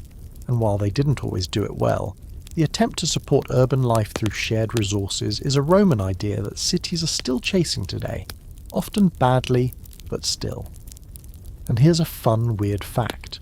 Romans were obsessed with sound control. Some amphitheatres were designed with acoustic tricks to let someone on stage whisper and be heard in the back rows, and in residential areas, laws limited noisy work at night. Imagine ancient zoning boards saying, "Hey Marcus, stop hammering statues at 2 a.m. Even in the chaos, they tried to keep the public realm livable. Of course, their urban planning had its dark side. Rome was still built around hierarchy. If you were wealthy, you lived in safer areas with better access to clean water and sunlight. If you were poor, you lived stacked on top of strangers in a fire trap made of wood. And let's not ignore the fact that Roman cities, like the empire itself, relied heavily on enslaved labour to function. Those aqueducts, built and maintained by people who had no choice in the matter, that grand basilica downtown, probably made by hands in chains. Rome's ideal of city life was glorious for the right class. There's still debate among historians over how sustainable Roman cities really were. Some believe they were marvels of engineering, capable of supporting huge populations with smart infrastructure and civic design. Others argue they were overbuilt status symbols that fell apart the moment funding or forced labour dried up. And looking at the way some modern cities spiral into decay the moment someone cuts a budget, you kind of see both arguments playing out in real time. But the legacy endures. When we build public parks, that's Roman. When we argue about bike lanes or where to put affordable housing, that's Roman. Every city planner with a clipboard and a vision board is echoing Roman ideas about how people should live together, move together, and coexist in dense, noisy, chaotic communities that are supposed to function. And maybe that's the most Roman thing of all. This belief that with enough structure, enough design, enough clever engineering, we can force civilization to make sense, that a city can be a mirror of order, that a grid can beat back chaos. You turn a corner, the sidewalk glows under the street lamp, a city bus rumbles past. Somewhere a dog barks from an open window. It's not perfect. There's a pothole you always step around, And that one store smells weird no matter the season, but it works mostly. You know where things are, you know how to get home, and under your feet, beneath the pavement and pipes and wires, is a long, invisible line, tracing back through centuries, through ruins and maps and old imperial dreams. The city breathes because Rome taught us how to build lungs. So here you are, lying back, maybe eyes closed now, maybe still half scrolling your phone, trying to decide if you're really tired or just pretending. You've drifted through sewers and Senate debates, sipped wine with ghosts and marched invisible highways, and somehow, beneath all of it, you've felt the quiet hum of something bigger, something older, Rome. Not the statues or the ruins or the History Channel specials, but the blueprint beneath your daily life. It's still here, in the way you work, how you argue, how you eat, drive, vote, count, compare, complain. It's in the shapes of buildings and the shapes of thoughts. We say we're modern, but we're really just remixing what Rome already tried. Sure, we've updated the look, replaced togas with denim, scrolls with screens. Our emperors tweet now, our circuses fit in stadiums and streaming apps, but the instinct is the same. Organize, dominate, entertain, survive. Rome didn't give us answers, it gave us the habits of civilization for better or worse. Some of them brilliant, some of them absurd, many of them still running in the background like old code in a new machine. And maybe that's the point. Maybe you don't need to break free from the Roman influence. Maybe it's enough to notice it, to understand the strange inheritance we've all received. Because when you know what you've inherited, you can choose what to keep, what to rewrite, what to finally leave in the ruins. So rest easy now. You've wandered an empire tonight and made it back. You've seen the ghost in the grid, in the mirror, in the grocery store, and now it's time to let it all blur into dream.